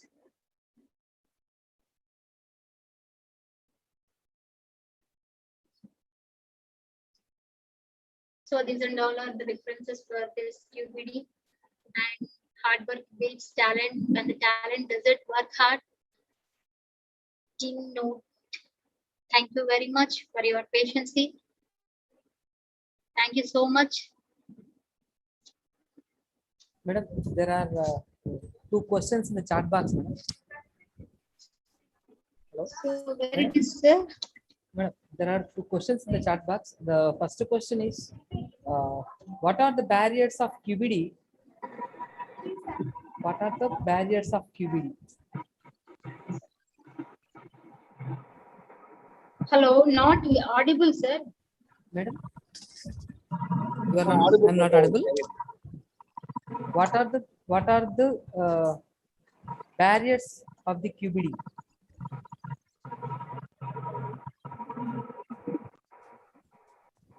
Deepa madam, I'm audible, madam.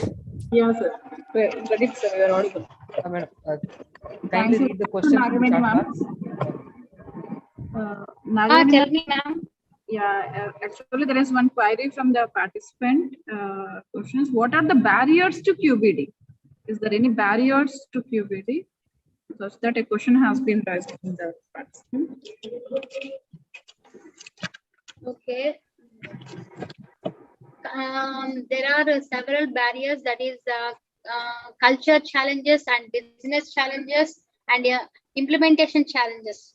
These and all are barriers to QBD. Okay. So is there any other queries from the participants, sir?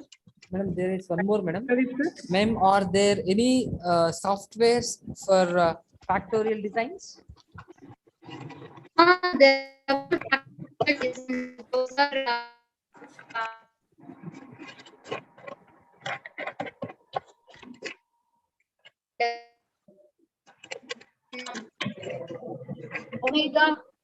Omega, Minitab, and Statistica, Size System. These and all are the softwares for screening.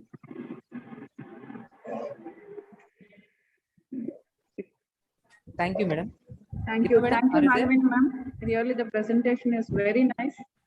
So very informative also. We have received many appreciations from the delegates also. Thank you. Thank you once again for accepting our invitation. Yeah, this was a small token of appreciation. Please accept the certificate on behalf of Annamacharya College of Arts. Thank you, Nagavani madam. Madam, thank you, madam. Hello. Hello, madam, are you audible? No, I hope, sir, I hope madam doesn't having clear cut network, sir. Okay, no problem, no problem. So please wind up the program, Pradeep. Okay, sir. Deepa madam. Yeah. Deepa, రేపు morning session details చెప్పేసి Deepa. Hello. రేపు morning Hello. Details ఉంటాయి. Good morning, session, sir. Sessions details చెప్పేసి Details, close madam. చేసేవాళ్ళం. Details of tomorrow session. Yeah. So dear delegates, so with this presentation from Nagavani ma'am, the afternoon session is concluded, and tomorrow we are having 3 sessions on the QBD, and one is from Ravi Kumar Reddy sir from Bhimavaram College of Vishnu College of Pharmacy, Bhimavaram, and 2 more eminent speakers. So I hope the 3 sessions will be more beneficiary, and also it will enhance your knowledge regarding the QBD. Thank you once again for your patient listening and for your coordination and support. Thank you, Nagavani ma'am, once again from Macharya College of Pharmacy. We thank you. Yeah, am I audible to you, ma'am? Please kindly unmute yourself, ma'am. Your voice is not audible. Madam, thank you, madam. Very much. Thank you very much, sir. Thank you for listening my seminar, and thank you very much. Stay safe and stay home. Thank you for giving me opportunity and identifying me, Dwarkanath Reddy garu. Once again, thanks to Dr. D. Swarnalata ma'am and Dwarkanath Reddy sir. Once again, thanks to one and all. And one more thing is very good coordination. Thank you, Deepa madam. So good organizer. So Pradeep sir, thank you one and all. Thank you so much. Thank you once again. And stay home, stay You're safe, welcome, have a nice day.